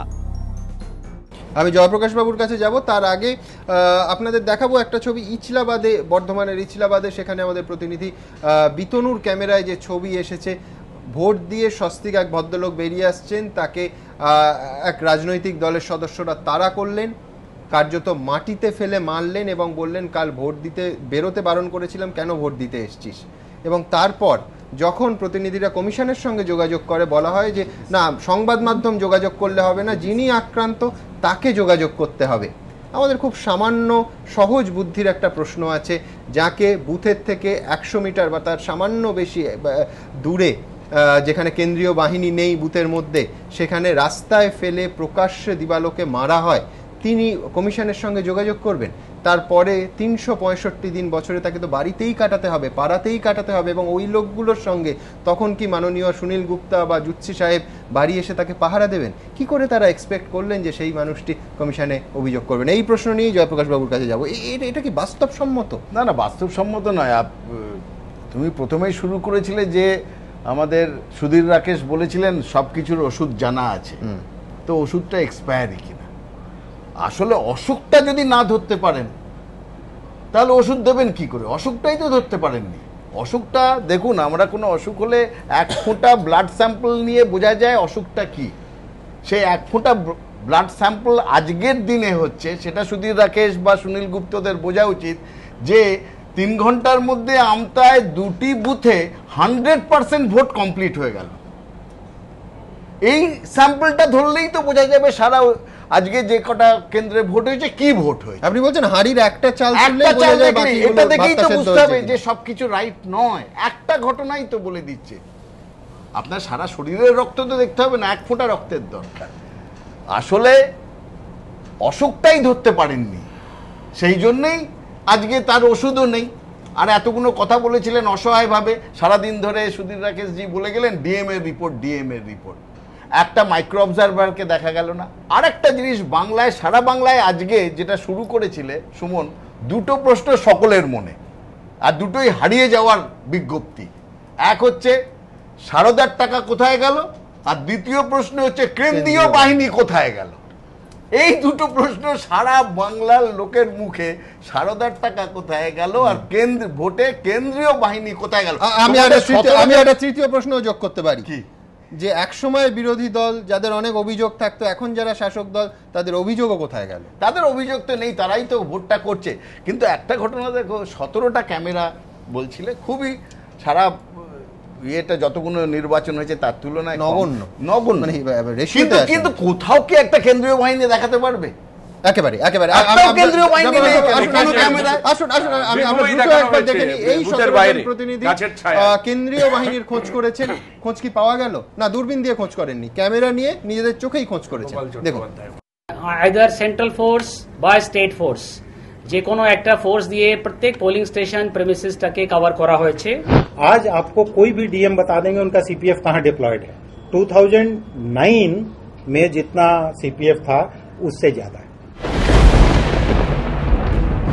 বুধবার দিনভর নির্বাচন কমিশন এমন গালভরা দাবি করলেও গোটা দিন কিন্তু কেন্দ্রীয় বাহিনীর জন্য হাহাকার করতে দেখা গেল বিরোধীদের। 2009-এর তুলনায় এবার দ্বিগুণেরও বেশি কেন্দ্রীয় বাহিনী মোতায়েন করা হয়েছে বলে ভোট শুরুর আগে কমিশন আশ্বাস বাণী শোনালেও রাজ্যে তৃতীয় দফার ভোটেই বেরিয়ে পড়ল প্রতিশ্রুতির কঙ্কাল। দিনভর 9টি লোকসভা কেন্দ্রের বিভিন্ন জায়গা ঘুরে বেড়ালেও কেন্দ্রীয় বাহিনীর দর্শন থেকে বঞ্চিতই থেকে গেলেন এবিপি আনন্দর প্রতিনিধিরা। নির্বাচন কমিশনের নজরে ছিল বীরভূম জেলার 2টি লোকসভা কেন্দ্র। বীরভূমে শান্তিপূর্ণভাবে ভোট সম্পন্ন করা ছিল নির্বাচন কমিশনের কাছে চ্যালেঞ্জ। কথা ছিল আকাশপথে নজরদারি চলবে হেলিকপ্টারে করে, কিন্তু বীরভূমের বিভিন্ন বুথের রাজপথের বাস্তবতা থেকে যতটা আকাশ দেখা যায়, সেই বীরভূমের আকাশে দেখা গেল না কোনো হেলিকপ্টার। কোথায় নজরদারি? এমনকি বাস্তবের বুথগুলোতেও অধিকাংশ ক্ষেত্রে সিংহভাগ জায়গায় কেন্দ্রীয় বাহিনী নেই। আমরা দাঁড়িয়ে আছি কালু রায়পুর প্রাথমিক বিদ্যালয়, এর ঠিক 50 ফুটের মধ্যে রয়েছে তৃণমূল কংগ্রেস পার্টি অফিস। আর এই যে ভোট গ্রহণ কেন্দ্র, এই ভোট গ্রহণ কেন্দ্রের বাইরে বসিয়ে রাখা হয়েছে কেন্দ্রীয় বাহিনীকে। ভিতরে 2জন রাজ্য পুলিশ রয়েছে। এই রাজ্য পুলিশের তত্ত্বাবধায়কেই চলছে নির্বাচনের গোটা প্রক্রিয়া। যে কেন্দ্রীয় পুলিশকে রাখার কথা নির্বাচন কেন্দ্রের ভিতরে, তাদেরকে কিন্তু কার্যত মাঠের বাইরে বসিয়ে রাখা হয়েছে। এবং এই তৃণমূল পার্টি অফিস থেকেই চলছে গোটা প্রক্রিয়া, এই ভোট প্রক্রিয়া নিয়ন্ত্রণ, এমনই অভিযোগ এখানকার মানুষদের। এবং এটাকে কেন্দ্র করেই হয়েছে গণ্ডগোল সিপিএম এবং তৃণমূল সমর্থকদের মধ্যে। বর্ধমান শহর সহ বর্ধমানের বিভিন্ন জায়গায় বিরোধীরা সারাদিন ধরেই খুঁজে বেড়ালো কেন্দ্রীয় বাহিনীকে। বর্ধমান দক্ষিণ বিধানসভা কেন্দ্র, যা বর্ধমান দুর্গাপুর লোকসভা কেন্দ্রের অন্তর্গত, সেখানে অধিকাংশ বুথই ছিল উত্তেজনাপ্রবণ। তার কারণ কয়েক মাস আগে পুরসভা ভোটেই এখানে উঠেছিল বিরোধীদের পক্ষ থেকে ব্যাপক সন্ত্রাসের অভিযোগ। সেই বর্ধমান দক্ষিণ বিধানসভা কেন্দ্রের অন্তর্গত অধিকাংশ বুথেই এদিন সকাল থেকে দেখা গিয়েছে সাধারণ রাজ্য পুলিশ কর্মীদের। রাজ্য পুলিশের কর্মীরা কোথাও লাঠি হাতে, কোথাও বন্দুক হাতে ডিউটি করেছেন বুথ এবং বুথের আশপাশ এলাকায়। কিন্তু কেন্দ্রীয় বাহিনীকে অধিকাংশ ক্ষেত্রেই দেখা যায়নি বুথের কাছাকাছি। বোলপুর লোকসভার কেতুগ্রাম 1 বিধানসভা এলাকার সুলতানপুর প্রাথমিক বিদ্যালয়, এখানে সকাল থেকে ভোট চলছে। আমরা কথা বলবো, তৃণমূলের পোলিং এজেন্ট রয়েছেন এই বুথে, শুধুমাত্র আপনাদের দলের? শুধুমাত্র। আর অন্য দলের? অন্য কোনো দলের এখানে আছেন কোনো কিছু? আর সেন্ট্রাল বাহিনী, পুলিশের কেন্দ্রীয় বাহিনী কেউ রয়েছে নিরাপত্তা বলবেন? না, এখানে কেন্দ্রীয় বাহিনী কেউ নেই। কেন্দ্রীয় বাহিনীর যে কড়া যে নজরদারি, সেটা দেখে কিন্তু এইরকম বুথ শুধু সুলতানপুর নয়, অনেক জায়গায় কিন্তু এরকম বুথ রয়েছে যেখানে কেন্দ্রীয় বাহিনী দেওয়াই হয়নি, যেখানে প্রত্যেকটি বুথে দেওয়া করা ছিল কেন্দ্রীয় বাহিনীর নিরাপত্তা কর্মীদের। মৈগ্রাম প্রাথমিক বিদ্যালয়ে এখানেই সকালে ছাপ্পা ভোটের অভিযোগ উঠেছিল এবং তারপরেই প্রিসাইডিং অফিসার যিনি আছেন তাকে সরিয়ে দেওয়া হয়। এই বুথেও আমরা যেটা দেখছি যে স্টেটের যে ফোর্স রয়েছে সেই ফোর্স কিন্তু এখানে রয়েছে। আমরা দেখতেই পাচ্ছি যে যেরকমভাবে বুথে আলাদা রয়েছে সেরকম স্টেট ফোর্সও রয়েছে। আপনাদের ফোর্সটাকে কি বলে, আপনারা যে ফোর্সটা? অ্যান্টিনাইট কন্টিনজেন্ট। এটা কি স্টেটে? স্টেট বল দার্জিলিং ডিস্ট্রিক্ট। ও, সব আপনারা দার্জিলিং ডিস্ট্রিক্ট? দার্জিলিং ডিস্ট্রিক্ট। কেন্দ্রীয় বাহিনী যদিও এটা হচ্ছে দার্জিলিংয়েরই ফোর্স এবং স্টেটের ফোর্স, সেই ফোর্সই কিন্তু এখানে দেওয়া হয়েছে আমরা দেখতে পাচ্ছি। এই মুহূর্তে আমরা শ্রীরামপুর লোকসভা কেন্দ্রে রয়েছি এবং এখানে বিভিন্ন বুথে দেখতে পাচ্ছি শুধুমাত্র রাজ্য পুলিশের জওয়ানদের দিয়ে, তাদেরকে দিয়েই এখানে ভোট করানো হচ্ছে এবং এই নিয়ে কিন্তু বিভিন্ন বিরোধী দলগুলি তারা অভিযোগ করছেন নির্বাচন কমিশনের ভূমিকা নিয়ে, যে কেন কেন্দ্রীয় বাহিনী আসা সত্ত্বেও এখানে মোতায়েন করা হলো না। রাজ্যের যে বাহিনী রয়েছে, রাজ্য পুলিশের কোথাও কোথাও হোমগার্ড রয়েছে বা কোথাও কোথাও কমান্ডো বাহিনী রয়েছে, তাদেরকে দিয়েই ভোট পরিচালনা করা হচ্ছে। এই নিয়ে কিন্তু বিরোধীরা ইতিমধ্যেই প্রশ্ন তুলতে শুরু করেছেন। দাদা, এখানে খালি করুন, আপনারা বলছেন ওরা খালি করে দিন, বারবার তো বলছি আমরা খালি করে দিন, এতবার বলতে হবে আপনাকে। আন্দুল রোড আদর্শ বিদ্যায়তন, এই বাড়িতে 3টি কেন্দ্র রয়েছে যেখানে ভোটার সংখ্যা প্রায় 3,500। সকাল থেকে এখানে কোনো রকম সেন্ট্রাল ফোর্স ছিল না, যেটা দেখা যাচ্ছে যে বারবার করে সেক্টর অফিসার তিনি ঘুরে যাচ্ছেন। যেটা অভিযোগ পাওয়া যাচ্ছে যে এই কেন্দ্রের একদিক দিয়ে কিছু সিপিএমের সমর্থক, আরেক দিক দিয়ে কিছু তৃণমূলের সমর্থক, তারা বারবার করে আসছেন, এসে একে অপরের প্রতি দোষারোপ করছেন। তুমি কি করছেন? ভোটটা দিলাম তো, আমার এন্ট্রি দিচ্ছেন কেন? ঠিক আছে। উলুবেড়িয়া লোকসভা কেন্দ্রের অন্তর্গত আমতা বিধানসভার সারদা আজাহার আলী প্রাথমিক বিদ্যালয়, বেশ কয়েকটি বুথের মতো এখানেও কিন্তু ভোট হলো সেন্ট্রাল ফোর্স ছাড়াই। বিরোধীদের বেশিরভাগ ক্ষেত্রে অভিযোগ, প্রচুর ক্ষেত্রে সেন্ট্রাল ফোর্স ছাড়া ভোট হওয়ায় সেসব ক্ষেত্রে ভোট সম্পূর্ণ সুষ্ঠুভাবে করা সম্ভব হয়নি।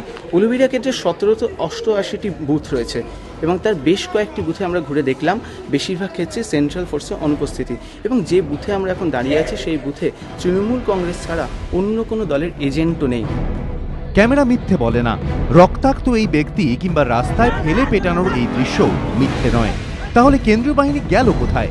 কি বলবে নির্বাচন কমিশন? অবাধ সুষ্ঠু ভোট। এবিপি আনন্দ। জয়প্রকাশ বাবু, 17,336 বুথে 17টি রিপোর্টার, যেটুকু পেয়েছি দেখালাম। আমি ওইটাই বলছিলাম, সুধীর রাকেশজির একটা আমাদের সঙ্গে মিটিং হয়েছিল উনি আসার পরে, তখন উনি বলেছিলেন একটা কথা, এবং আমি দায়িত্ব নিয়ে ওনাকে কোট করছি। হি টোল্ড আস, সুধীর রাকেশজি, যে from 3rd phase onward, 2nd ফেজটাতেও আমরা অতখানি আমি জানি না, কিন্তু 3rd फेज ऑनवर्ड आप लोगों को কমপ্লেন करने का मौका नहीं देंगे। ঠিক এইভাবে আঙুল নেড়ে আমাদের বলেছিলেন। আমি আজকে কোট করে আপনাদের থ্রু দিয়ে আমি সুধীর রাকেশজিকে আমি প্রশ্ন করছি, if you are listening to this program, where gone your that promise that from 3rd phase onward there will be no scope for any complaint, it will be free and fair, and we all know it is a mockery of democracy took place today, and you have failed totally. আপনি যতই সুধীর রাকেশজি আর আমাদের সুনীল গুপ্ত report পাঠান দিল্লিতে যে free and fair pole, নিজেদের চামড়া বাঁচানোর জন্য যে কারণেই হোক, কেন্দ্রীয় বাহিনী ছিল না, বাধাহীন দাদাগিরি চলেছে আজকে। আমি একবার আপনাদের দেখাবো যে অধীর চৌধুরী, প্রদেশ কংগ্রেস সভাপতি, তিনি আজকের নির্বাচন নিয়ে ঠিক কি বলেছেন। কাণ্ড থেকে সম্পত্তি কাণ্ড সবতেই মানুষের মতামত তাদের বিপক্ষে যাচ্ছে, এটা বুঝে আজকে তারা গায়ের জোরে ভার্চুয়ালি লুট করে আজকে তারা জিততে চলেছে। লুট হয়েছে সারা বাংলা জুড়ে আজকে নির্বাচনে, লুট একদম বাংলা কথায় লুট হয়েছে। নির্বাচন কমিশনের কাছে যে আশা করেছিলাম সেই আশা আমাদের ব্যর্থ হলো এবং আজকে আমি বলবো যে election commission has been miserably failed to conduct free and fair election. আগামী দিনে আমাদের ভাবতে হবে যে এই অবস্থার মধ্যে নির্বাচন আমরা করব কি করব না, এবং নির্বাচন যদি করতে হয় আমাদের সেভাবে প্রতিরোধ করার মানসিকতা নিয়ে, প্রতিহত করার মানসিকতা নিয়ে নির্বাচনে নামতে হবে। কারণ হাজার হাজার ফৌজ আছে ঠিক কথা, কিন্তু সেই ফৌজ যদি রাজ্য সরকার পরিচালনা করে তাহলে সেই ফৌজ কোনোদিন নিরপেক্ষ নির্বাচনের জন্য ব্যবহৃত হবে না। ঋতব্রত, আজকে তো তোমরা ঘটনাচক্রে বেশ কয়েক ঘন্টা নির্বাচন কমিশন অফিসে ছিলে, সেখানকার অভিজ্ঞতাটা কি দেখো? সকালবেলা কমরেড রবীন দেব এবং আমি আমরা বেদি ভবনে প্রথমে গেছিলাম। তার আগে প্রদীপ ভট্টাচার্য ওখানে ছিলেন, উনি দেখা করেন, আমরা দেখা করি। আমরা দেখা করে একদম নির্দিষ্ট অভিযোগ জানাই, কারণ সমস্ত জায়গা থেকে এই যে এখানে যেটা দেখা গেল, মানে রক্তাক্ত ছবি তো একটা ফুটে উঠলো, আর এই যে এজেন্টদের বার করে দেওয়া, মানে একদম তাড়িয়ে দেয়া, কেউ থাকবে না, শুধু তৃণমূল থাকবে, আমরা এগুলো একদম স্পেসিফিক্যালি ওনাকে জানাই। তা উনি তখন বলেন যে এখানে থেকে তো গোটাটাকে এ করা সম্ভব নয়, আপনারা যেহেতু অভিযোগ জানাচ্ছেন, এরকম একটা অ্যালিগেশন আসছে, আমরা ওয়েব ক্যামেরার ব্যবস্থা করেছি, এই বুথগুলোতে ওয়েব ক্যামেরা মনিটরিং হবে, তা আপনারা চলুন নির্বাচন সিইওর অফিসে, আমিও আসছি, ওখানে গিয়ে আমরা পুরোটা আপনাদের দেখাবো। বহু চর্চিত এবং বহু বিজ্ঞাপিত। তো আমরা ওখানে পৌঁছই, আমরা ওখানে পৌঁছাবার পর উনিও পৌঁছন এবং আমাদের ডেকে পাঠান যেখানে একটা এই সার্ভিলেন্সের ব্যবস্থা হচ্ছিল। মজা হচ্ছে, মানে ওয়েব ক্যামেরার প্রচার আছে, আমরা ওনাকে তখনও বললাম, আমাদের কাছে তো তালিকা রয়েছে, একদম ধরে আমরা বসে রয়েছি, আর ওখানেও কনস্ট্যান্ট আমাদের ফোনে অভিযোগগুলো আসছে, বুথ নাম্বার আসছে, এমনকি যে এজেন্টদের বার করে দেওয়া হচ্ছে, আমরা তাদের নাম এবং মোবাইল নাম্বার পর্যন্ত সেটাও একত্রিত করছি।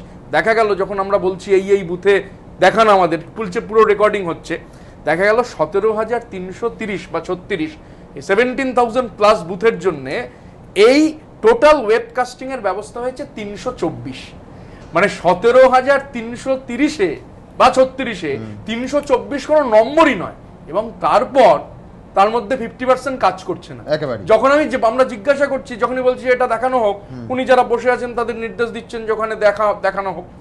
এবার কিছু খুঁজেই পাওয়া যাচ্ছে না। প্রথম আমরা বললাম, আমরা মানে বিভিন্ন জায়গার নাম ধরে বুথের নাম বলছি, দেখা যাচ্ছে সেগুলো তালিকায় নেই। মানে যেগুলো আমরা অভিযোগ করছি, মানে এখানে আরেকটা মজা, আমরা তখন ওনাকে বলছি যে যেগুলো মানে পিসফুল সেগুলোকে সন্ত্রস্ত বুথ দেখিয়ে দেওয়া হয়েছে, আর যেগুলো সন্ত্রস্ত বুথ সেখানে কোনো দেখানো হয়নি। আর এই 324-এ 50% কাজ তো করছেই না, দেখা যাচ্ছে। আমরা জিজ্ঞেস করেছি, আমাদের বলা হয়েছিল সার্ভারের সমস্যা, না, তখন বলছেন যে কানেক্টিভিটির সমস্যা রাজ্যের। এখন রাজ্যের কানেক্টিভিটির সমস্যার দায়ভার তো এই যে কর্মীরা রক্তাক্ত হলেন এবং ওই যে ভদ্রলোককে মারা হলো, উনি ঘটনাচক্রে একটা বিরোধী রাজনৈতিক দলের, মানে শাসক দলের নন, তার স্ত্রী দাঁড়িয়ে রয়েছেন, যে ভঙ্গিমায় তাকে ফেলা হচ্ছে, মারা হচ্ছে, তার কারণ কি? তাকে আগের দিন বলা হয়েছিল যে ভোট দিতে যাবে না, তা সত্ত্বেও ভোট দিতে গেছেন। তাই এই পশ্চিমবঙ্গে গণতন্ত্রের যে লং মার্চ মমতা ব্যানার্জির নেতৃত্বে সংগঠিত হচ্ছে, সেই লং মার্চের পুরস্কার দেওয়া হচ্ছে। আমি এখানে একটা পয়েন্ট সুমন বলতে চাইছি, আমরা ওখানে বসে দেখলাম রাকেশজি বিভিন্ন জায়গা থেকে ইনফরমেশন নিচ্ছেন, এই ডিএমরা এই কথাটা এলো, ডিএমরা বলছেন যে পিসফুল। এখন প্রবলেম হচ্ছে কি জানেন তো, আগের পার্টে মানে আমি এর দুটো লিঙ্কড, রাজ্যের একজন মন্ত্রী গতকাল গৌতম দেবের সাংবাদিক সম্মেলন, গৌতম দেবের সাংবাদিক সম্মেলনের পর রাজ্যের একজন মন্ত্রী তৃণমূল কংগ্রেসের নেতা, তিনি বললেন যে ওই যে অঞ্জন চট্টোপাধ্যায় যার নাম এলো, একটা গোপন জবানবন্দি দিয়েছে অঞ্জন ভট্টাচার্য, সরি আমি একটু বিজন বাবুর কাছে যেতে হয়। বিজন বাবু, এখনো অবধি যে ছবি আমাদের কাছে এসছে তার ভেতরে আমি প্রথমেই বললাম যে দুটো জিনিস আমি দেখতে পাচ্ছি না, একটা হচ্ছে কেন্দ্রীয় বাহিনী, আরেকটা হচ্ছে তৃণমূল কংগ্রেসের অভিযোগ, সমস্ত অভিযোগ তাদের বিরুদ্ধে। নির্বাচন কমিশনের এখনো পর্যন্ত যে আজকে এই তৃতীয় দফা অবধি আমাদের রাজ্যে যে ব্যবস্থা, সেটাকে আপনি কিভাবে দেখবেন, 1 নম্বর, এবং দ্বিতীয় দফা অবধি সমস্ত রাজনৈতিক দল বলেছিল যে মোটের ওপর ভালো কাজ হয়েছে, এবং আমার সবথেকে গুরুত্বপূর্ণ হচ্ছে শাসক দলের তরফ থেকে কিভাবে দেখা হচ্ছে। এখনো পর্যন্ত শাসক দলের তরফ থেকে কোনো অভিযোগ, সেরকম কোনো হাওড়া 2-1টা অভিযোগ বিচ্ছিন্ন ছাড়া কোনো অভিযোগ করা হয়নি। ইনফ্যাক্ট আজকে কোনো সাংবাদিক সম্মেলনও হয়নি। নির্বাচনের ক্ষেত্রে যেমন আপনাদের টিভি চ্যানেলের মাধ্যমে যে দৃশ্যগুলো দেখানো হয়েছে, হাওড়া, শ্রীরামপুর, বহু জায়গায় সরকার পক্ষের এজেন্টকেও বের করে দেওয়া হয়েছে, মারা হয়েছে, ভোট দিতে বাধা দেওয়া হয়েছে। সেটাও তো খারাপ। এটা হয়েছে যখন প্রথম এবং দ্বিতীয় দফার নির্বাচন হয়ে গেল, তখন কিন্তু সবাই মেনে নিল। নির্বাচন কমিশন যখন যে প্রস্তাবগুলো দিচ্ছিলেন, আজকে বর্ধমানে ভোট হলো, আজকে বীরভূমে ভোট হলো, সেখানকার এসপি কে যখন পরিবর্তন করলো তখন কিন্তু নির্বাচন কমিশনকে সবাই সমর্থন করলেন। আজকে যখন হিংসাত্মক ঘটনা ঘটছে, নির্বাচন কমিশন তখন বলছে যে না, এটা হিংসাত্মক ঘটনা নয়, শান্তিপূর্ণ। বিরোধীদের হিংসাত্মক ঘটনাকে চাপা দিয়ে বললেন শান্তিপূর্ণ। এই ঘটনা যখন বললেন তখন বিরোধীরা মানতে পারলেন না। আসলে আপনি বেরোচ্ছেন ছবি দেখে,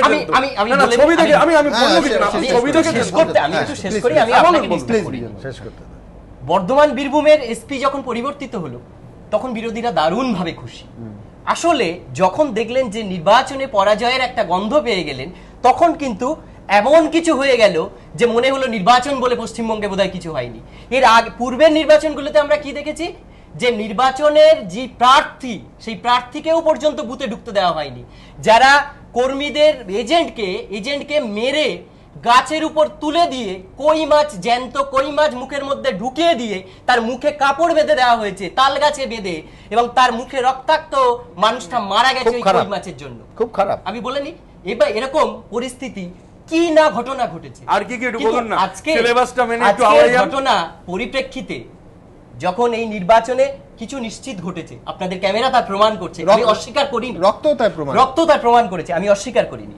কিন্তু নির্বাচনকে কমিশন যখন শান্তিপূর্ণ বলছে, অবাধ বলছে, নিরপেক্ষ নির্বাচন বলছে, বা যাই কিছু কোট আনকোট যা হোক বলছে, নির্বাচনকে কিন্তু অবৈধ বলা হয়নি বা শান্তিপূর্ণ বা হিংসাত্মক কিছু। আপনাকে আমি একটা পয়েন্ট বলি, সেটা হচ্ছে আপনি স্মরণ করুন প্রত্যেকটা নির্বাচন, যখন আপনি যে ঘটনাগুলো বলছিলেন যে তখন তৎকালীন বামফ্রন্ট সরকারের বিরুদ্ধে অভিযোগ যে একেবারে রাষ্ট্রযন্ত্রকে নিজেদের মতো করে ব্যবহার করার, এবং তৎকালীন বিরোধী নেত্রী মমতা বন্দ্যোপাধ্যায় বা কংগ্রেস একেবারে রিগিংয়ের সরাসরি অভিযোগ, কখনো সাধারণ রিগিং, কখনো সায়েন্টিফিক রিগিং। একবারের জন্য আপনি স্মরণ করুন নির্বাচন কমিশন বলেছেন যে সুষ্ঠু এবং অবাধ নির্বাচন হয়নি, মোটের ওপর শান্তিপূর্ণ হয়নি, একবার বলুন। মানে আমি বলছি যে যখন উল্টো দিক থেকে যে কই মাছের ঘটনা আপনি বলছেন, আমি সত্যি মিথ্যে যাই না, কিন্তু স্মরণ করুন যে সেইবারে নির্বাচন কমিশন কি আদৌ বলেছিলেন যে সেবার শান্তিপূর্ণ এবং অবাধ এবং সুষ্ঠু নির্বাচন হয়নি? নির্বাচনের প্রতিটি, আমি শুধু এইটুকু বলার চেষ্টা করছি, 2009 হয়েছিল অন্য ঘটনা। আমি 2009 আর 11 ঘটনায় একটা জিনিস বলবো, সেখানে কিন্তু মোটামুটি মতের ঐক্যে পৌঁছানো গিয়েছিল যে এবার আপনার মনে থাকবে, এবার নির্বাচন কমিশন সত্যি একটা নিরপেক্ষ নির্বাচন দিতে পেরেছে। মমতা বন্দ্যোপাধ্যায় 2009 এর পরে বলেছিলেন নির্বাচন কমিশন রুখে না দাঁড়ালে এই রিগিং চলতো, এবং এই ফল হচ্ছে আমাদের যে ফল দেখা। না, আমি বলছি যে যখন রিগিং এর অভিযোগ উঠেছে নির্বাচন কমিশন একবারের জন্য বলেননি এইবারকার নির্বাচনটা সুষ্ঠু এবং অবাধ হয়নি। আমরা যেন 2004 এ ফেরত গেলাম, 2009 বামপন্থীরাও বললো ঠিক নির্বাচন, মমতা বন্দ্যোপাধ্যায়, কংগ্রেস সবাই বললেন ঠিক নির্বাচন। 2011 নির্বাচন বামপন্থীরাও প্রতিবাদ করেননি, বিরোধী দলও প্রতিবাদ করেননি। দেখুন অদ্ভুত, এই বাংলায় অভিনন্দন জানানো হলো, সেটা হলো। নির্বাচন কেন আমরা 2004 ফেরত গেলাম, এটাই আমার কাছে প্রশ্ন। 2009 আর 11 দার্জিলিং এ কিন্তু অনেক জায়গায় এজেন্ট দিতে পারেনি বিরোধীরা, অনেক জায়গায় এজেন্ট দিতে পারেনি, কিন্তু তখন কিন্তু এই ধরনের অভিযোগ একবারের জন্য আসেনি যে আমরা এজেন্ট দিতে পারিনি। বহু বুথে কালিম্পং, দার্জিলিং এজেন্ট দেওয়া যায়নি। আপনাদের চ্যানেলের মাধ্যমে দেখানো হয়েছে যে বিরোধীরা এজেন্ট দিতে পারেনি, তখন কিন্তু এই ধরনের যে গন্ডগোল হয়েছে, হয়েছে, এজেন্ট দিতে পারেনি, এই ধরনের সিপিএম, কংগ্রেস, তৃণমূল তেমন ভাবে বিরোধিতা করে। নির্বাচন ব্যবস্থা নিয়ে প্রশ্ন তুললেও আরেকটা বলা হতো, তখন তৎকালীন শাসক দল বলতেন যে মানুষের রায়কে অপমান করা হচ্ছে। এখনো পর্যন্ত অবশ্য তৃণমূল থেকে সেরকম কিছু শুনিনি। তথাগতদা, না, আমি একটা কথা বুঝতে পারছি না, এই যুক্তিটা কি যে নির্বাচন কমিশনকে যে ডিএম এবং এসপিদের বদল করতে দেয়া হয়েছিল তা সত্ত্বেও এরকম হয়েছে, তারপরে কি করে বিরোধী দলগুলো বলছে যে নির্বাচন নিরপেক্ষ হয়নি? এই যুক্তিটা আমি বুঝতে পারছি না। আর একটা যুক্তি বুঝতে পারছি না ওর, সেটা হলো যে ওর শাসক দলেরও বেশ কিছু এজেন্টকে বার করে দেওয়া হয়েছে বা মারধর করে দেওয়া হয়েছে, সেরকম কথা উনি বলছিলেন। শাসক দলের এজেন্টদের নিরাপত্তা নিশ্চিত করা আর বিরোধী দলের এজেন্টদের নিরাপত্তা নিশ্চিত করা, দুটোর ভারই কিন্তু শাসক দলের ওপর, দুটোর ভারই কিন্তু শাসক দলের আমলাতন্ত্রের ওপর। এবং আমরা বিশ্বস্ত সূত্রে জানি, অনেক দিন ধরে শুনছি যে মুখ্যমন্ত্রী বিভিন্ন সময় হুঁশিয়ারি দিচ্ছেন আমলাদের যে এখন তো নির্বাচন কমিশন আছে, নির্বাচন কমিশন চলে গেলে তোমাদের কি হবে। এ কথা প্রকারান্তরে প্রকাশ্যে বলেই ফেলেছেন মুখ্যমন্ত্রী। তো এই পরিপ্রেক্ষিতে আজকে নির্বাচনকে কি করে নিরপেক্ষ বললেন আমার মাথায় এখনো আসছে না। আমি নির্দেশনামা পর্যন্ত জারি হয়েছে, শুধু বলেননি, মুখ্য সচিবকে দিয়ে নির্দেশনামা জারি করিয়ে দিয়েছেন যে যেই ভোটের প্রসেস মিটে যাবে এবং যাদের সরিয়ে দেওয়া হয়েছে তারা নিচের অধস্তন পুলিশ কর্মচারীদের করছেন একদম যে বুঝে নাও যে এরপরে কিন্তু এরা থাকবে না, আবার আমরা ব্যাক করব। নির্দেশ দুটো জারি হয়েছে, একটা সরকারি নির্দেশ যে তারা ফেরত আসবে, আর একটা বেসরকারি নির্দেশ, বেসরকারি নির্দেশ যেটা মদন মিত্রের মতন নেতারা বলেছেন যা ভোট পড়বে সবটা তৃণমূল, একটা ভোট যেন বাইরে না যায়, যার ফল হচ্ছে আমতার 100% ভোট 3 ঘন্টায় হয়ে যাচ্ছে, কারা পাচ্ছে আমরা জানি। ফাইন, আমি আমার সুজন চক্রবর্তী এই অনুষ্ঠানে যোগ দিয়েছেন, সুজন বাবুর কাছে যাব, কিন্তু তার আগে আপনাদের দেখাবো নির্বাচন কমিশন কি বলছেন, রাজনৈতিক দল কি বলছেন, আজকের এই রাজ্যের তৃতীয় দফার ভোট ঠিক কি রকম হলো আপনাদের সাথে। রাজ্যে তৃতীয় দফার ভোটে ফুটে উঠল হিংসার ছবি। বিভিন্ন জায়গায় সংবাদ মাধ্যমের ক্যামেরাবন্দি হলো রাজনৈতিক হিংসা।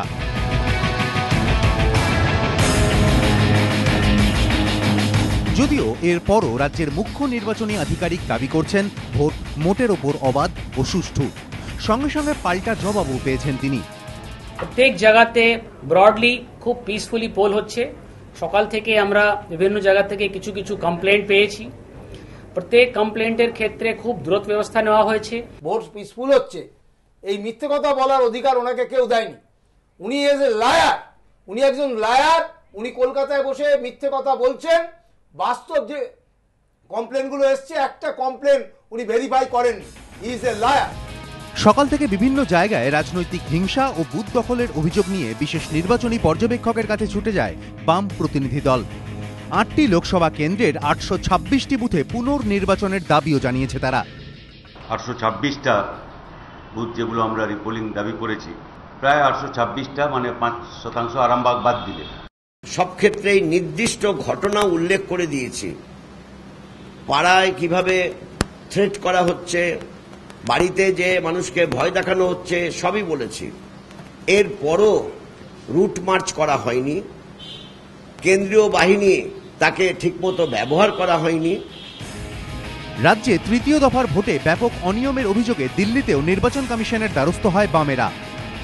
आज के जो फेज हुआ बंगाल में, इसके अंदर जो प्रबंध करना चाहिए था वो ठीक नहीं हुआ और बहुत बड़ी पैमाने पर हिंसा, और वहां पर अब बाद में पता चलेगा रिगिंग की आशंका है। কংগ্রেসেরও দাবি তৃতীয় দফায় ভোট লুট হয়েছে। রাজ্যের 9টি লোকসভা কেন্দ্রেই পুনর্নির্বাচনের দাবি জানিয়েছে বিজেপি। আজ রাজ্য জুড়ে যে 9টি লোকসভা নির্বাচন হয়েছে, সেটিকে লোকসভা নির্বাচন না বলে একটি প্রহসন বলাটা বিন্দুমাত্র দ্বিরুক্তি হবে না। অবিলম্বে সমস্ত লোকসভা কেন্দ্রে আমরা পুনর্নির্বাচন দাবি করি। বিরোধীদের দাবি প্রথম 2 দফার ভোটে রাজনৈতিক হিংসা কিংবা বুথ দখল, ছাপ্পা ভোটের ঘটনা সেভাবে ঘটেনি, কারণ উত্তরবঙ্গ কিংবা মুর্শিদাবাদের মতো জেলায় তৃণমূলের দাপট খুব একটা নেই। কিন্তু দক্ষিণবঙ্গে যেখানে শাসক দল শক্তিশালী, সেখানে ভোট শুরু হওয়া মাত্রই শুরু হলো পেশি শক্তির আস্ফালন। এবিপি আনন্দ। আমি সুজন চক্রবর্তীর কাছে আসবো। সুজনবাবু, আজকে আপনার বাড়িতে নোটিশ আটকে দেওয়া হয়েছে, তার আইনগত বৈধতা নিয়ে অবসরপ্রাপ্ত বিচারপতি ভগবতী প্রসাদ বন্দ্যোপাধ্যায় এবং অন্যান্যরা প্রশ্ন তুলেছেন, সে কথা অন্য। কিন্তু আপনি তো কালকে কোনো সাংবাদিক সম্মেলন করেননি, মাননীয় মুখ্যমন্ত্রীর পরিবারের সদস্যদের বা আত্মীয়দের সম্পত্তি নিয়ে প্রশ্ন তোলেননি, কত টাকায় ছবি কেনা হয়েছিল সে প্রশ্ন তোলেননি, তাহলে আপনাকে নোটিশ খেতে হলো কেন? আপনি কি সত্যি সত্যি সারদা থেকে টাকা পয়সার লেনদেনে যুক্ত ছিলেন? আমি ছাড়া কে যুক্ত? এখন তো যা মনে হচ্ছে যে আমি আর গৌতম দেবই যুক্ত, বাকি কেউ যুক্ত না।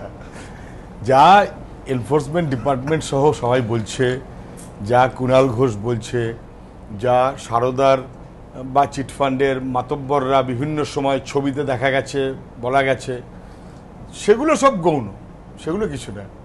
অপরাধী সম্ভবত গৌতম দেব 1 নম্বর, সুজন চক্রবর্তী 2 নম্বর। হাস্যরস ক্রমশ বাড়ছে আমাদের, মানে বলতে খারাপও লাগছে, হাস্যরস বাড়ছে। কিন্তু আমার যেটা মনে হয় একটাই মেজর কারণ বা দুটো মেজর কারণ। একটা হতে পারে যে সারদার ঘটনাটা যখন ঘটে তখন আমরা সবাই মিলেই হইচই করেছি, সমস্ত মানুষ হইচই করেছে, হয়তো আমি একটু বেশি হইচই করেছি, সঙ্গতভাবেই করেছি, করাটা উচিত বলেই করেছি, গৌতম দাও হইচই করেছেন, এখন তো প্রায় সবাই করছেন, কে না। তার সঙ্গে সঙ্গে 12 তারিখে ভোট, আজকে 30 তারিখ, গতকাল ছিল 29, 2 দফার ভোট হয়ে গেল, 3 নম্বর আজকে 2 দফা পড়ে থাকলো। 9টা সিট তো দক্ষিণ 24 এবং উত্তর 24 জেলায়, কলকাতার লাগবে একদম, 9টাই ওদের ছিল, কোনো চান্স নেই এবার থাকার, সেটা তৃণমূল যথেষ্ট বুঝতে পারছে। তাহলে ভোটের আগে পলিটিক্যাল রিজনে দুটো জেলাকেই যতটা সম্ভব বাড়তি অস্বস্তির মধ্যে ফেলা যায় কিনা, ঝামেলায় ফেলা যায় কিনা। আপনি দক্ষিণ 24 পরগনা জেলা সম্পাদক, গৌতম বাবু উত্তর 24 পরগনা জেলা সম্পাদক, একদম তো মিলছে, এই একটা মিলছে তো বটে। একটা 24 পরগনা কানেকশন আছে সারদা কাণ্ডের সঙ্গে, যে দুটো জেলা মিলিয়ে সারদা, আর বিশেষ করে রাজ্যের কানেকশন আছে, শুধু 24 পরগনা কি, আরেকটা ঘটনা আছে, আসাম, পশ্চিমবঙ্গ, ঘটনা মানতে হবে, এটা বারবার আসছে। ওই যে ঋতব্রতও বলল জাগো বাংলা কথাটা বারবার আসছে। এখন এই জাগো বাংলাটা ওদের গণশক্তি ছিল সিপিএম এর, উনি নিজের জন্য মুখ্যমন্ত্রী জাগো বাংলা করবেন, তাতে কোনো অপরাধ নেই, নামটা উনি বেছেছিলেন, কিন্তু মিনিংটা একটু গন্ডগোল হয়ে গেছিল, উনি বাংলাকে জাগাতে চাইছিলেন। এবার বাংলা জাগলে যে প্রশ্ন করবে এটা ওনার আইডিয়া ছিল না, জাগতে বলেছেন, প্রশ্ন তো করতে বলেননি। এইটা আমাদের, আমরাই বা করছি কেন, তোমরাই বা করছো কেন, উনি জাগতে বলেছেন, জেগে চুপচাপ থাকতে বলেছেন, জেগে ঘুমোতে বলেছেন। আজকে সবাই প্রশ্ন করছে, এই প্রশ্ন করাটাই হচ্ছে যে প্রথম যেটা বললো সব থেকে অস্বস্তিকর। এবার নতুন করে নামকরণ দেখে নিয়ে হয়ে যাবে ঘুমো বাংলা। না উনি প্রশ্ন করছো, এবার ঘুমিয়ে গিয়েছেন তো গোলযোগ সইতে পারেন, সে তো বুঝাবে। কিন্তু সুজনবাবুর কাছে আরো আসবো যে সুজনদা, এই নির্বাচনের আগে, মানে ধরুন আপনার জেলায় 4টে অত্যন্ত গুরুত্বপূর্ণ আসন, সেই গুরুত্বপূর্ণ আসনের আগে সুজন চক্রবর্তীকে, আমি রাজনৈতিক অঙ্কটা বলছি, যদি অবশ্যই শাসক দলের প্রচার হবে, যখন শুধু আমাদের নেতা মন্ত্রীদের যে ভিডিওতে দেখা গেছে তা নয়, একেবারে স্বয়ং সিট তারা ডেকে পাঠিয়েছে সুজন চক্রবর্তীকে। সুতরাং এই রকম একজন যাদবপুরের প্রার্থী, এই রকম একজন জেলা সম্পাদককে কেন ভোট দেবেন? রাজনৈতিক আক্রমণ হবে তো? না, বটেই তো, একটা উদ্দেশ্য তো একটা আছেই। উদ্দেশ্যটা হচ্ছে সব মিলিয়ে দেখেন, দেয়ালে পিঠ ঠেকে গেছে, এখন কম বেশি সবাই এটা বুঝতে পারছে এবং কেউ অস্বীকার করতে পারছে না, তৃণমূলের অন্দরমহলেও নেতা মন্ত্রীরা কেউ অস্বীকার করতে পারছে না যে কি সর্বনাশ হয়ে যাচ্ছে, তৃণমূলের নেতারা কি সর্বনাশটা করেছে। পড়বি তো পর পিয়ালি সেনের বাড়িতে গিয়ে সেখানেও সেই ভূতের মতন তারা করলো আরেক পিয়ালির ছবি,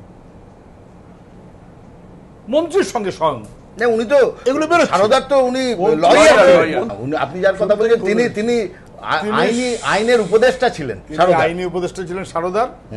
তিনি তারপরে কিভাবে রহস্যভাবে মারা গেছেন সেটা নিয়ে কোনো তদন্ত কিন্তু হলো না, ছেড়ে দিন। ফলে এগুলো সব আস্তে আস্তে ধরা পড়ে যাচ্ছে এবং এটা কম বেশি রাজ্যের মানুষ, রাজ্যের বাইরের মানুষও বুঝতে পারছেন, না বোঝার কোনো কারণ নেই। তাহলে যখন দেয়ালে পিঠ ঠেকে গেছে, এখন যে কোনোভাবেই হোক, দেখবেন দেয়ালে পিঠ ঠেকে গেলে যে কোনোভাবেই হোক দাঁত মুখ দিয়ে একটা কামড়ে ধরার ঝোঁক হয়, একটা হিংসার ঝোঁক হয়। এমনিতেই এদের রেওয়াজ আছে হিংসার, যারা ভয়ঙ্কর হিংসার পরিবেশ তৈরি করতে চাইছেন যেভাবেই পারো, যেখান থেকেই পারো, তাহলে হয় একটা প্রেস কনফারেন্সে 3 ঘন্টার মধ্যে নোটিশ, সেই নোটিশের দেওয়ার 12 ঘন্টার মধ্যে আমার বাড়িতে নোটিশ, এবং আমার নোটিশে মজা শুনবেন। আমি তো নর্মালি ক্যাম্পেনে, আমার স্ত্রীও ক্যাম্পেনে, অন্য জায়গাতে বাড়িতে গেছে 2 জন, ওরা বলেছে বাড়িতে নেই, আসুক তখন আপনি দেবেন। ঘন্টা 2 পরে সেই পুলিশ ফিরে এসছে, ফিরে এসে নোটিশটা লটকে দিয়েছে, লটকে দেওয়াটা কতটা এসেনশিয়াল হলো? আমি কি অপরিচিত লোক, অচেনা লোক, গায়েব হয়ে গেছি, খুঁজে পাওয়া যাচ্ছে না, কি মানে ক্রিমিনাল কোনটা? আমার ঠিকানা তখন আরো কন্ট্রোলে, রিটার্নিং অফিসারের কন্ট্রোলে, মানে ডিএম এর কন্ট্রোলে আমার ঠিকানা। ফলে সে লটকে দিতে হলো কেন? এত তাড়াহুড়ো কেন? এত তাড়াহুড়োর কি ছিল? এবং আমি নিশ্চয়ই সব রেকর্ড করে রাখিনি যে অফিসারটা পরে বাড়ির লোক বলে যে লটকে দিচ্ছেন কেন, সে ফোন করে বলছে স্যার কিছু মনে করবে না স্যার, আমার চাকরি চলে যাবে, আমার চাকরি চলে যাবে। তাহলে আপনার চাকরি চলে যাবে কেন?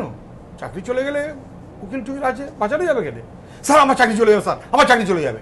আমি বুঝতে পারলাম যে এই যে প্রথমবার এসছে, নোটিশটা যে ধরাতে পারেনি, লটকেলা দিয়ে চলে এসেছো কেন, এবারে কিন্তু ভাই একদম বিপদে ফেলে দেবো, যাও এক্ষুনি। ওই একটা কোনো হুমকি হয়েছে এক্ষুনি লটকে দিয়ে তাহলে আপনি গৌতম বাবুর থেকে নিচু স্তরের নেতা, ওনার বাড়িতে 3 বার পুলিশ গেছিল লটকায়নি, আপনার বাড়িতে গৌতম দা আমার নেতা, এনে কোনো সন্দেহ নেই, আমাদের নেতা, আমাদের চাইতে সিনিয়র, আমি নিশ্চয়ই তার চাইতে জুনিয়র, এর মধ্যে কোনো অসুবিধা নেই। আপনার মনে হয় না যে এটা ফুটবল স্কোরের মতো 1-1 হলো? তার কারণ বালুরঘাটের তৃণমূল কংগ্রেসের প্রার্থী অর্পিতা ঘোষকে ইডি ডেকেছে, সিট আপনার যাদবপুরের প্রার্থী সিপিএম এর তাকে ডাকলো, 1-1 খেলা স্কোর। অর্পিতা ঘোষ তো 1.5 লক্ষ টাকা না কত করে মাইনে নিত, 85,000 বা 85,000, এরকম আরো তো মাইনে নেবার প্রচুর লোক আছে, তাদের বাদ দিয়ে আমি কেন, তাদের বাদ দিয়ে আমাকে কেন? আপনার রাজনৈতিক এলাকার কাছাকাছি বিষ্ণুপুরে ওদের কি অফিস না কারখানা? না সেটা তো আগেও একবার হয়েছিল। দেখেন মজাটা কিরকম হচ্ছে জানেন, আমি বার করবো না ভাবছি, বার করতে পারি। এই 1 বছরের মধ্যে এরকম 3-4টে মামলা তো আমার এগেইনস্টে হলো। গতবারে মনে আছে এটা খুনের মামলা, খুনের মামলার যুক্তিটা কি, যেহেতু বারুইপুরে সুজনবাবুর অফিস, যেহেতু খুন হয়েছে বারুইপুরের মধ্যে, যদিও 15 কিলোমিটার দূরে, অতএব নিশ্চয়ই ওনার অজানা হতে পারে না, উনি নিশ্চয়ই যুক্ত। সো মানে সুজন আমি বলি এর চেয়ে ভালো যুক্তি, এর চেয়ে ভালো যুক্তি, আমি যে কেসটা খেয়েছিলাম সেই কেসটায় যে মারামারিটা শুরু, হ্যাঁ, যে মারামারিটা হয়েছিল যাতে আমাকে খুনের চেষ্টার অপরাধে আমাকে দুষ্ট করা হয়েছিল বা কেস খাওয়ানো হয়েছিল, সেই হ্যাঁ জেলও খেটেছি, সেইটার সময় আমি সেখান থেকে অন্তত 30 কিলোমিটার দূরে ছিলাম এবং সেটা চার্জশিটের মধ্যেই উল্লেখ আছে। তা সত্ত্বেও এতে একথা পর্যন্ত লেখা ছিল চার্জশিটে যে উত্তেজক ভাষণ দিয়ে চলে যায় এবং তার 3 ঘন্টা পরে এই ঘটনা ঘটে। এ সত্ত্বেও চার্জশিট হয়েছে এবং সেই চার্জশিটের ভিত্তিতে আমাকে চিফ জুডিশিয়াল ম্যাজিস্ট্রেট একদিন জেল খাটিয়েছেন। আজকে পুরো আমলাতন্ত্র এই জায়গায় এসে পৌঁছেছে। তুমি যেটা বললে যে কে চলে যাবে, চাকরি চলে যাবে, চাকরি চলে যাবে, আজকে আমলাতন্ত্র কি ভুলে গেছে যে সরকারি কর্মচারীদের চাকরি 311 ধারা, সংবিধানের 311 অনুচ্ছেদে প্রোটেক্টেড, তাতে যেতে পারে না এত সহজে সরকারি চাকরি। হ্যাঁ, পুলিশকে ক্লোজ করে দেওয়া যেতে পারে, ক্লোজ মানে লোভনীয় জায়গায় থাকবে না, একটা ব্যারাকে বসে থাকবে বা সেরকম কিছু করবে। আর নতুন একটা জিনিস বেরিয়েছে কম্পালসারি ওয়েটিং বলে, কম্পালসারি ওয়েটিংয়ে পাঠানো যেতে পারে। কিন্তু আমরা তো দেখলাম যে একজন অফিসার কম্পালসারি ওয়েটিংয়ে চলে গেছেন, কিন্তু যাবার আগে তিনি মরণ কামড় দিয়ে গেছেন মালদার ডিএমকে, জয়রমন, তিনি মালদার ডিএমকে শুয়ে দিয়ে গেছেন। তো ইনি কেন আমলাতন্ত্রের একটা আদর্শ হতে পারেন না? এই আমলাতন্ত্রকে যে ডিমোরালাইজ করা, কিছু মনে করো না ভাই, এই প্রসেসটা তোমরাই আরম্ভ করেছিলে। সে একটু শেষ করে নি, জ্যোতিবাবু বলতেন যে এই যে ডিএম হবে, এসপি হবে, আমাদের কথা শুনবে টুনবে তো, এই শুনবে টুনবে তো ওটা তো মমতা ব্যানার্জি এটা অন্য জায়গায় নিয়ে গেছেন, অন্য মাত্রায় নিয়ে গেছেন। মেধাবী ছাত্রী তো গুরুমারা ছাত্রী, গুরুমারা বিদ্যে প্রয়োগ করেছেন এবং এই কেস খাওয়ানোটা, এটা কিন্তু সিপিএম এই পরিমাণে করেনি। এই কেস খাওয়ানোটা একটা আশ্চর্য মাত্রায় নিয়ে গেছেন। কেস খাওয়ানো, এর বলি হয়েছি আমি, তথাগতর নাম হচ্ছে অনুব্রত মণ্ডল, হলে কিন্তু বোমমারো বললেও কেস হতো না। আমি মজার ঘটনা দেখাচ্ছিলাম, মানে কিরকমটা হচ্ছে, ধরুন মিথ্যা খুনের মামলা বোধহয় 27 জুন 2013, ঠিক নির্বাচনের আগে, তার 5-7 দিন আগে মানে পঞ্চায়েত নির্বাচনের জাস্ট আগে নাকি সিট আমায়, সিট তো না বোধহয় বিধাননগর কমিশনার শুনছিলাম তখন, হোয়াট এভার মেবি, আমায় নাকি নোটিশ দিয়েছে, সব প্রচার হয়ে গেল। আমি অপেক্ষা করলাম, একটা কি আর নাম্বার বললো, 35 নম্বর কেস। আমি অপেক্ষা করছি কবে নোটিশ আসবে, কবে নোটিশ আসবে, কবে নোটিশ আসবে।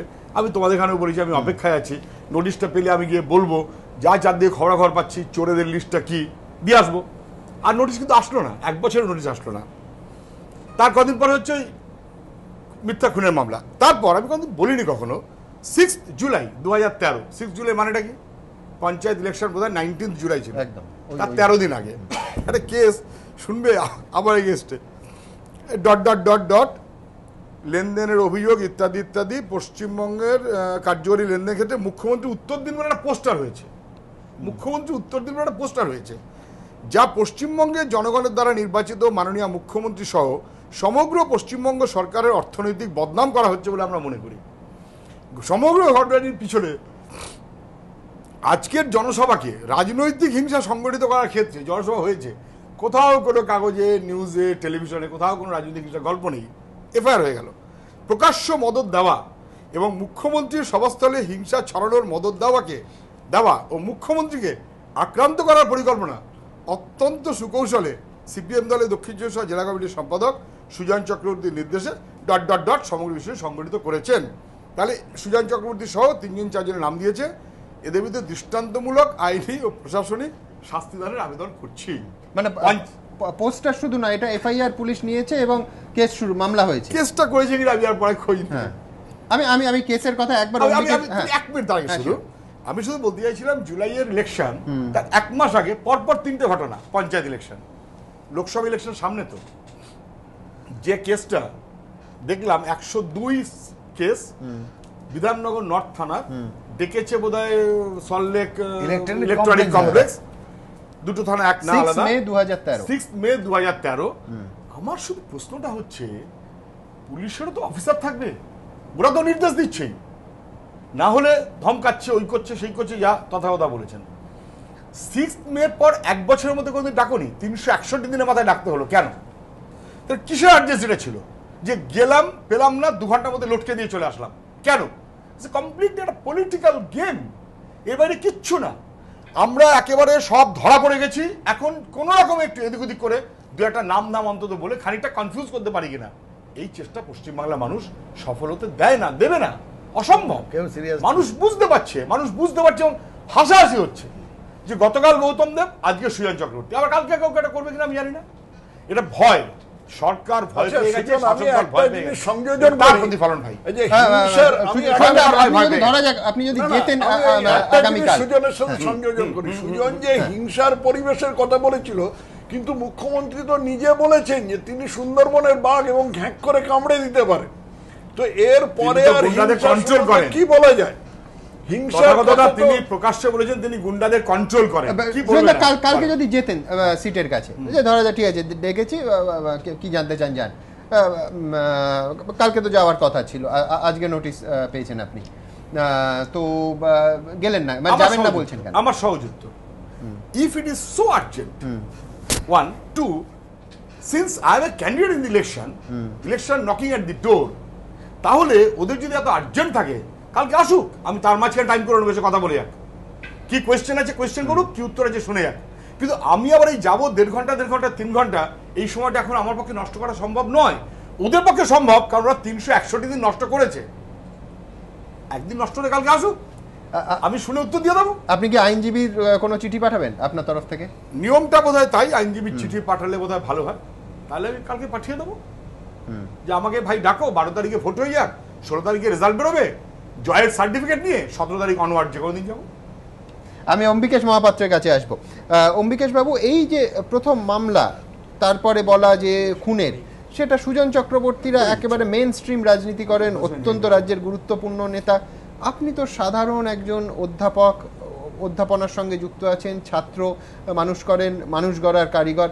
আপনাকে যে প্রথম, আমার মনে আছে যে এই সিরিজে বোধহয় প্রথম নাম অম্বিকেশ মহাপাত্র ছিল, আপনি এবং আপনার সত্যরুদ্ধ আরেকজন প্রতিবেশী, এই দুজনকে থানায় রাত কাটাতে হয়েছিল এবং আমার মনে আছে যে সেখান থেকে বেরিয়ে প্রথম, তখন আমরা অনুমতি পেতাম টাউন হল থেকে প্রতিপক্ষ অনুষ্ঠান করার, আপনার সঙ্গে সরাসরি কথা বলেছিলাম। তো সেই দিন এবং আজকের দিন পরিস্থিতি আপনার চোখে কিছুটা পাল্টেছে, উন্নতি হয়েছে না অবনতি হয়েছে? একবারে সরাসরি উত্তর দিই যে উন্নতি তো হয়নি, যথেষ্ট অবনতি হয়েছে এবং সেটা আতঙ্কিত একটা জায়গায় পৌঁছে গেছে। এটা ঠিকই যে আমাদের এই রাজ্যে যে নতুন সরকার 2011 সালে এসেছিল, সম্পূর্ণ গণতান্ত্রিক পদ্ধতিতে নির্বাচিত হয়ে এসেছে, বিপুল জনসমর্থন নিয়ে, এবং তারপরে রাজ্য সরকার যেভাবে করে চলেছে, আমার ঘটনাটা তো সর্বজনে বিদিত, কিন্তু তারপরে সারা রাজ্যের মানুষ, গণমাধ্যম এবং বিশিষ্টজন দেশে বিদেশে তারা সবাই প্রতিবাদ করেছে এবং কিন্তু রাজ্য সরকার সেগুলো শোনেনি, বরং পুলিশের পাশে দাঁড়িয়েছে এবং পুলিশকে দিয়ে চার্জশিট জমা করিয়েছে এবং ফৌজদারি মামলা এখনও চলছে, হেনস্থা হয়রানি সবই চলছে। মানবাধিকার কমিশন এটা নিয়ে একটা তদন্ত করে রিপোর্ট সুপারিশ করেছিল রাজ্য সরকারকে, সেটাও পর্যন্ত রাজ্য সরকার খারিজ করে দিয়েছে। এবং মার্কেন্দ্র কার্য এই নিয়ে মুখ্যমন্ত্রীকে একটা পরামর্শ চিঠি দিয়েছিল, সেটাকেও গালাগাল দিয়ে ভাগিয়ে দিয়েছে। এবং এই হচ্ছে রাজ্য সরকারের মনোভাব। এবং শুধু আমার ঘটনা নয়, এরপরে আরও যত ঘটনা ঘটেছে, সেই বরুণ বিশ্বাস হত্যা হয়েছে, তানিয়া ভরদ্বাজের ঘটনা, শিলাদিত্য চৌধুরীর ঘটনা, বালিতে তপন দত্তের খুন, তারপরে আপনার ধনেখালির সে কাজী নাসিরুদ্দিন শেখের খুন, এরকম বহু ঘটনা ঘটেছে, কামদুনির ঘটনা, কামদুনিতে মাস্টারমশাইয়ের ঘটনা। কেউ সুবিচার পাচ্ছে না, তারা সুবিচারের জন্য এখানে ওখানে দৌড়ে বেড়াচ্ছে, মুখ খোলার জন্য তাদের মাওবাদী তকমা ইত্যাদি। এই সবাই, আমরা এই কিছুদিন আগে 20 এপ্রিল আমরা প্রেস ক্লাবে একটা প্রেস কনফারেন্স করেছিলাম, যারা আমরা এই সময়কালে আক্রান্ত, এবং আমরা আক্রান্ত এবং ব্যক্তিগতভাবে একটা অভিজ্ঞতা থেকে যে আমরা যেটা বুঝেছি যে সে ট্র্যাডিশন চলছে, অর্থাৎ সে আক্রমণ মানুষের উপর, সাধারণ মানুষের উপর আক্রমণ, রাজনৈতিক নেতা নেতৃত্বের উপর কি আক্রমণ হচ্ছে সেটা তারা বুঝবেন, কিন্তু সাধারণ মানুষের উপর যে আক্রমণ সেটা তীব্র থেকে তীব্রতর হচ্ছে। এবং তারা সরকারের কাছে, পুলিশের কাছে তো কোনো সুবিচার পাচ্ছেই না, তারা আদালতে যখন যাচ্ছে আদালতও তাদেরকে সুবিচার দিতে পারছে। তার জ্বলন্ত উদাহরণ হচ্ছে পাড়ুই কাণ্ড। হ্যাঁ, এবং যারা আক্রমণ করছে তাদেরকে পুলিশ প্রশাসন, রাজ্য প্রশাসন সহায়তা দিয়ে চলেছে, সেটা তো পাড়ুই কাণ্ডের ঘটনাটা আরও পরিষ্কার। এবং এই পরিপ্রেক্ষিতে যখন আমরা সবাই আতঙ্কিত যে এই রাজ্যে যে সামনে যে নির্বাচনটা আসছে, এটা গণতান্ত্রিক দেশের একটা মহান উৎসব, গণতন্ত্রের উৎসব, প্রত্যেকটা নাগরিক যাতে নির্ভয়ে অবাধে ভোট দিতে পারে। আমরা মনে করছিলাম যে পরিবেশে সে গত 3 বছর ধরে চলছে, তাতে অবাধে নির্ভয়ে শান্তিপূর্ণ ভোট হওয়ার পরিবেশ নেই।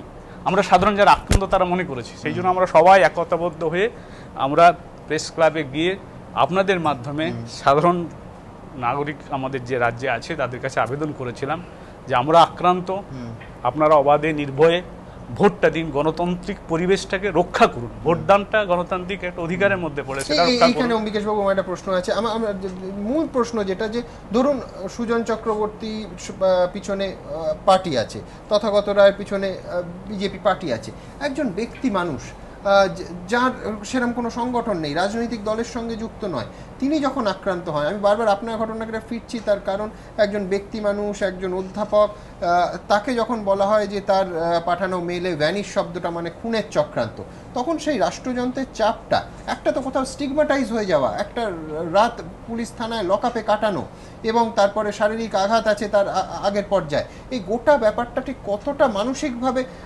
মানে একটা ধাক্কা দেয় একজন ব্যক্তি মানুষকে, যার পেছনে হয়তো বড় রাজনৈতিক দল নেই, বড় সংগঠন নেই, সেরকম বড় কিছু নেই, একজন ব্যক্তি মানুষ। ঠিকই, সেদিন যে সেই আমাকে ধরে নেওয়া এবং তাকে মারধর করে মুচলেখা লিখিয়ে পুলিশকে দিয়ে অ্যারেস্ট করিয়ে লকআপে রাত্রে রেখে দেওয়া, পরের দিন কোর্টে লকআপে নিয়ে হাজির করা, তারপরে যে জামিন পাওয়া, এই যে সময়কালটা, তখন তো আমি সম্পূর্ণ বিচ্ছিন্ন হয়ে গেছিলাম, এবং কী অবস্থায় আমার পরেটা হবে আমি নিজেও বুঝে উঠতে পারছিলাম না।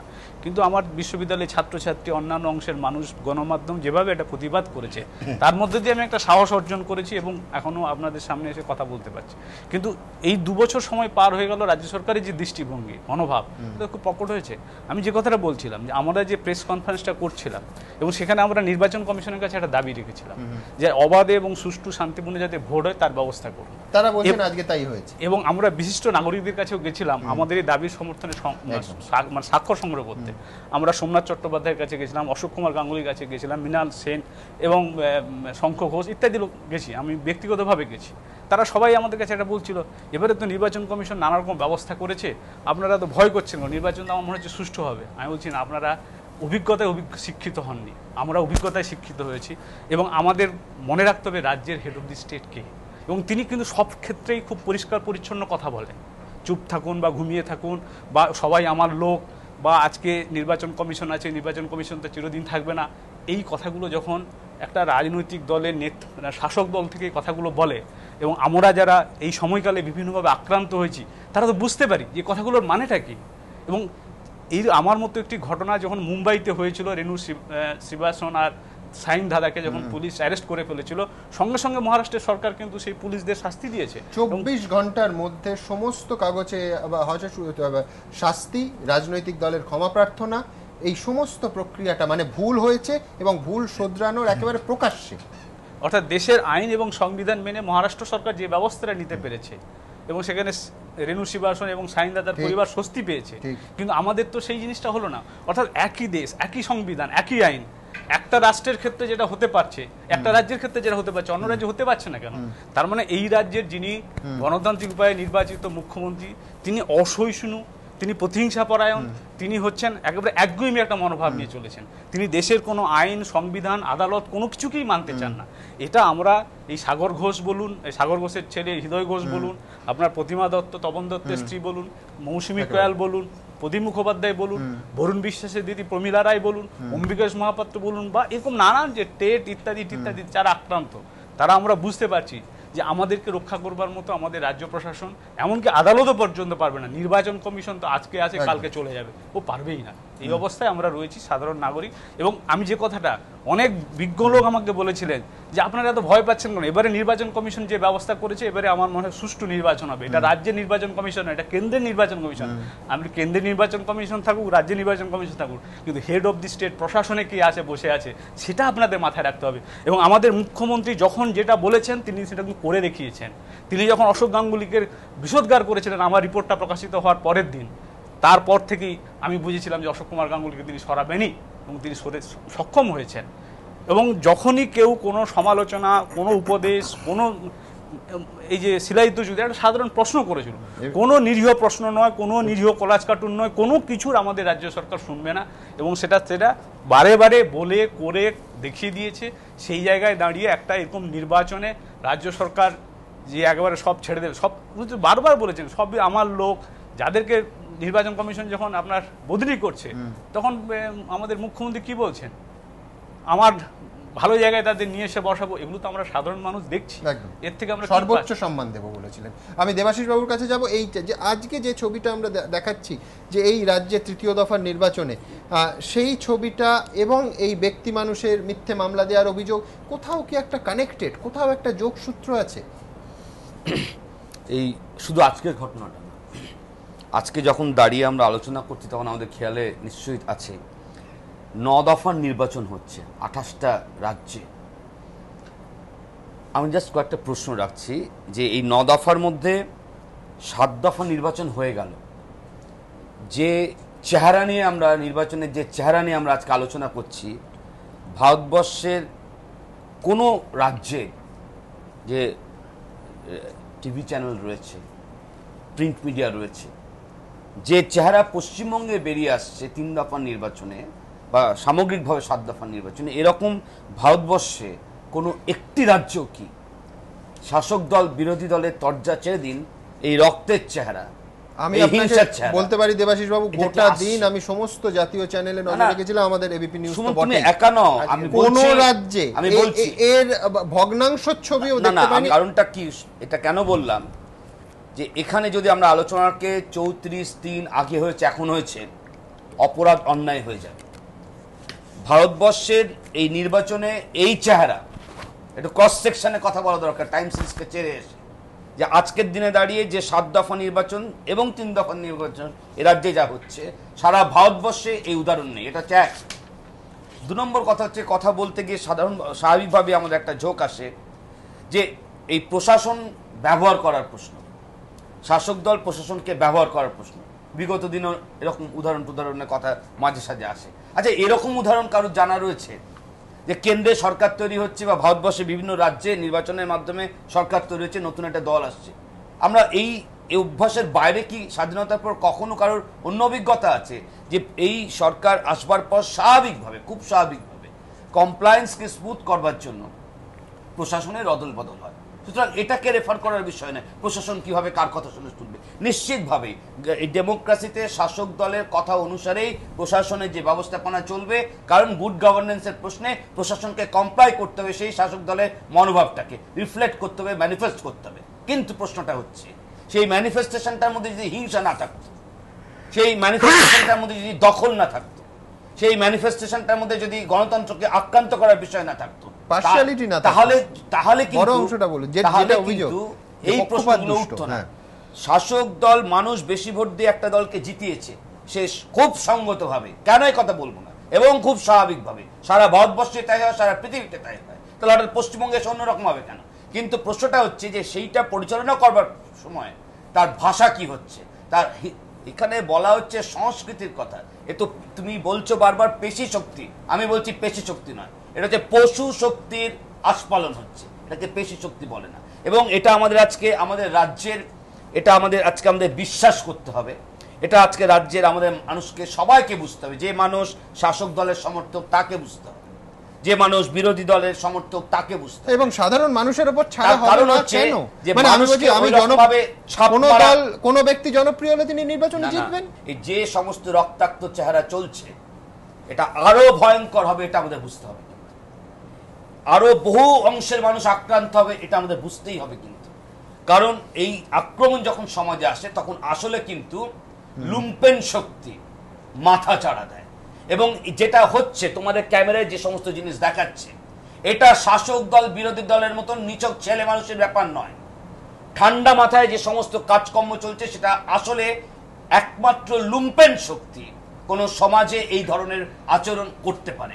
এখন লুম্পেন রাজ চলছে, কেউ জোর করে সেই রাজকে যদি নিজের সাথে কোরিলেট করতে চায় সেটা করতে পারে, সেটা তাদের দায়িত্ব। কিন্তু এই রাজটাকে বলা হবে হচ্ছে লুম্পেন রাজ। কিন্তু এখানে কিন্তু এই যে লুম্পেন রাজ চলছে এর মধ্যেই কিন্তু আমাদের আশার আলো থাকছে। কি আশার আলো? এক লাইন আশার আলোটা হচ্ছে এইটা যে এই লুম্পেন রাজটা বেশি পরিমাণে মাথাচাড়া দিয়েছে যখন বুঝতে পারছে যে এই রাজ্যের একটা সঙ্গত পরিবর্তনের মধ্যে ডেমোক্রেসিতে বেশিরভাগ মানুষ ভোট দিয়ে পরিবর্তন করেছে। এই পরিবর্তন পরবর্তী পর্যায়ে রাজ্যে সামগ্রিকভাবে যে অভিজ্ঞতা 3 বছরের প্রতিটি ক্ষেত্রে তৈরি হয়েছে তার ফলে কিন্তু কোথাও কার হচ্ছে সে বুঝেনি, কিন্তু কোথাও কারোর আত্মবিশ্বাসে চিট ধরেছে, ঘাটতি হচ্ছে। ফলে যখন ডেমোক্রেসি পদ্ধতির মাধ্যমে সেটাকে মোকাবিলা করতে পারছে না তখন লুম্পেন শক্তি অনিবার্যতার সাথে এই পরিস্থিতি মোকাবিলা করছে। আশার আলো কোথায়? এই শক্তি যখন মাথা চাড়া যায়, ইতিহাসে বারবার করে সারা পৃথিবীতে হয়েছে, এই শক্তি যখন মাথা চাড়া দেয় এই হত্যা লীলা, এই রক্তাক্ত চারা আরো প্রবলভাবে আমাদের সামনে আসবে।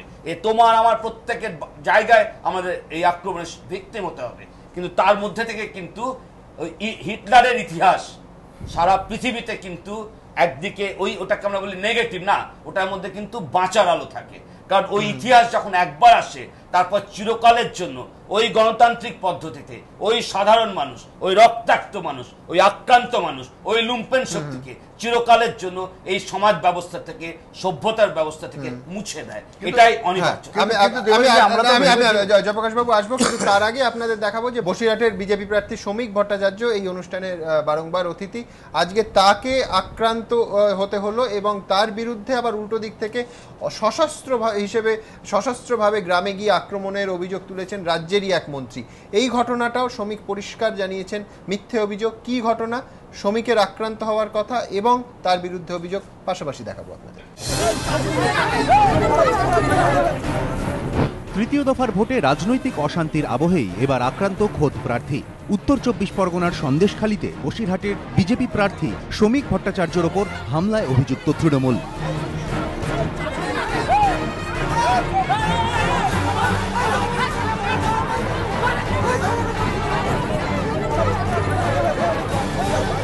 স্থানীয় সূত্রে খবর, মঙ্গলবার রাতে সন্দেশখালীর ঝুপখালী গ্রামের একটি বাড়িতে চড়াও হয় ডাকাত দল।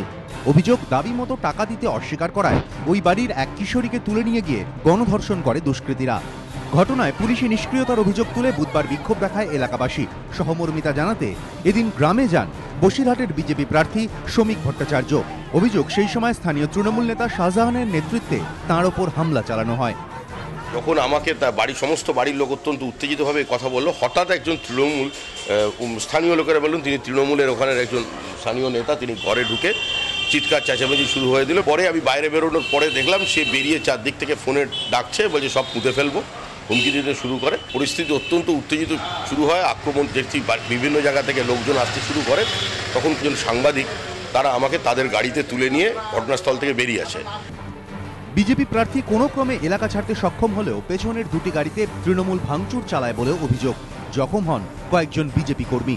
বিজেপি প্রার্থীর দাবি, ঝুপখালীতে তাঁদের 15 জন সমর্থককে মারধর করেছে তৃণমূল কর্মীরা।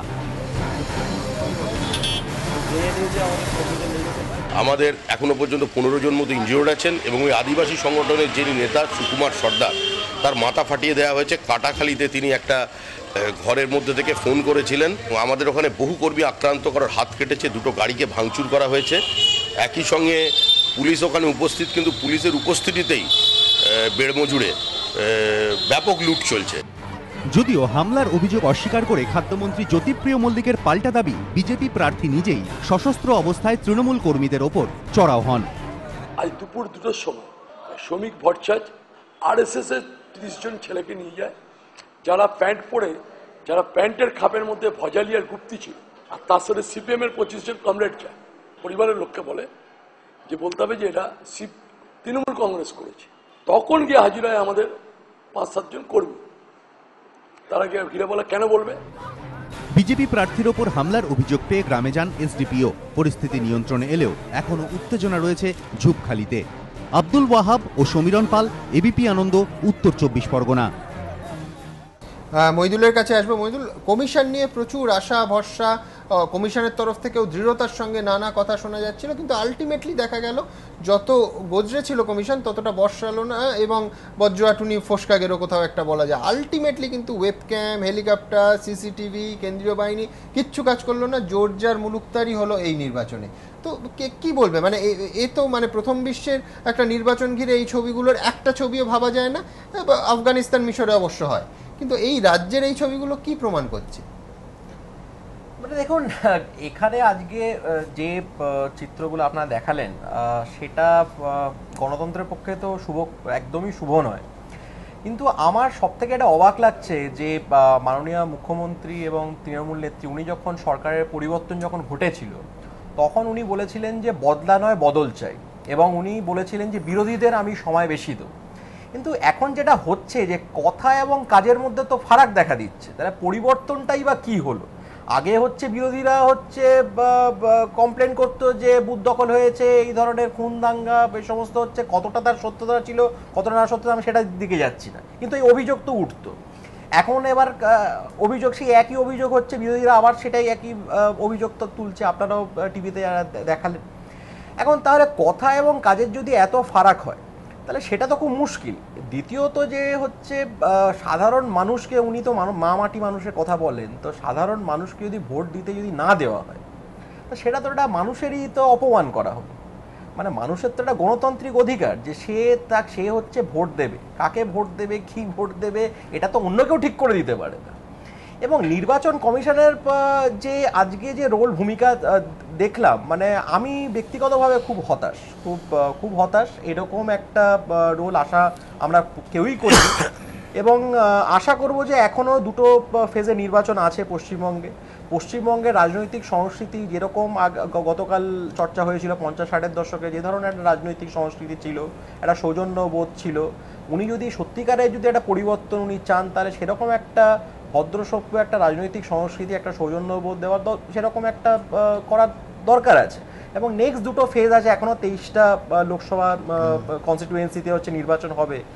নির্বাচন কমিশনকে ভাবা দরকার যে কিভাবে এটাকে আরো বেশি করে এখানে ট্যাকেল করা যায়, কারণ এই যে দৃশ্য দেখা দিচ্ছে এটা কিন্তু একদমই নির্বাচনের মানে দক্ষিণবঙ্গে খুবই যে ছবিটা আজকে হলো সেটাই, মানে সূচনায় যদি এই ছবি হয় তাহলে মানে 12 তারিখ বা 7 তারিখে কমিশনকে অনেক প্রস্তুতির সঙ্গে বাজারে নামবে। এক্স্যাক্টলি। এবং যেটা আরো হয়ে যাচ্ছে যে আপনি যদি দেখেন যে আরামবাগ, মঙ্গলকোট, আউশগ্রাম, এগুলো কিন্তু আগেও কিন্তু খুব হিংসাত্মক ঘটনাগুলো ঘটতো, আমলেও ঘটতো, এখনো এটা ঘটছে। কিন্তু যেটা সমস্যাটা দেখছি, হিংসাটা কোথাও না কোথাও একটা স্বাভাবিক একটা জায়গায় চলে যাচ্ছে, এবং সেটা কিন্তু গণতন্ত্রের পক্ষে প্রচন্ডভাবে ডেঞ্জারাস।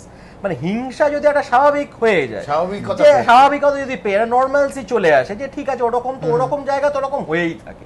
এক তো ওইসব জায়গার যে লোকগুলো তাদের ক্ষেত্রে তো একটা স্টিরিওটাইপ হয়ে যাচ্ছে, ও তোমরা আরামবাগে থাকো, কি তোমরা গোঘাটে থাকো, কি তোমরা খানাকুলে থাকো, কি তোমরা আউশগ্রাম কেতুগ্রামে থাকো, তার মানে তোমাদের ওখানে তো খুব মারামারি, মানে অ্যাজ ইফ যে ওরাও যেন মারামারি করে ওখানকার যারা লোক। মানে এটা কিন্তু খুবই গণতন্ত্রের পক্ষে মানে প্রচন্ড ভাবে একটা অশুভ এক ধরনের বার্তা কিন্তু যাচ্ছে, এবং এটা কিন্তু সাধারণ মানুষে এটা কিন্তু একদমই মেনে নেওয়া উচিত নয়। প্রশ্নটা তো শুধু হচ্ছে বিরোধীরা রেজিস্ট করবে কি না, নির্বাচন কমিশন করবে না, সাধারণ যে ভোটার তাকে ওখানে গিয়ে রেজিস্ট করা উচিত যে আপনি আমাকে ভোটটা কেন দিতে দেবেন।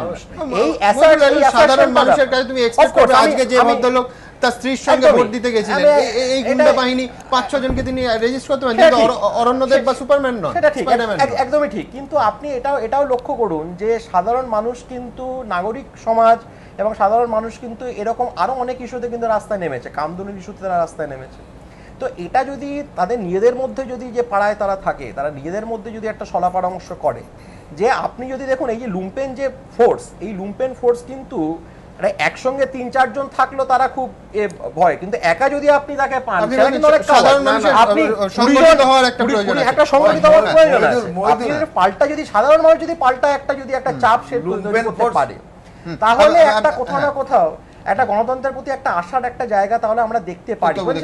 আমি একবার ঋতব্রতর কাছে আসবো। ঋতব্রত, একটা জিনিস কালকে রাজ্যের পুর এবং নগর উন্নয়ন মন্ত্রী ফিরহাদ হাকিম পরিষ্কার বলেছেন, সেটা হচ্ছে গৌতম দেবের মামলায় অঞ্জন ভট্টাচার্য বলে একজন তার সচিব, এবং তিনি একটা স্বীকারোক্তি দিয়েছেন, সেখান থেকে পড়ে শুনিয়েছেন যে কিভাবে গৌতম দেব এই মামলার সঙ্গে যুক্ত আছে।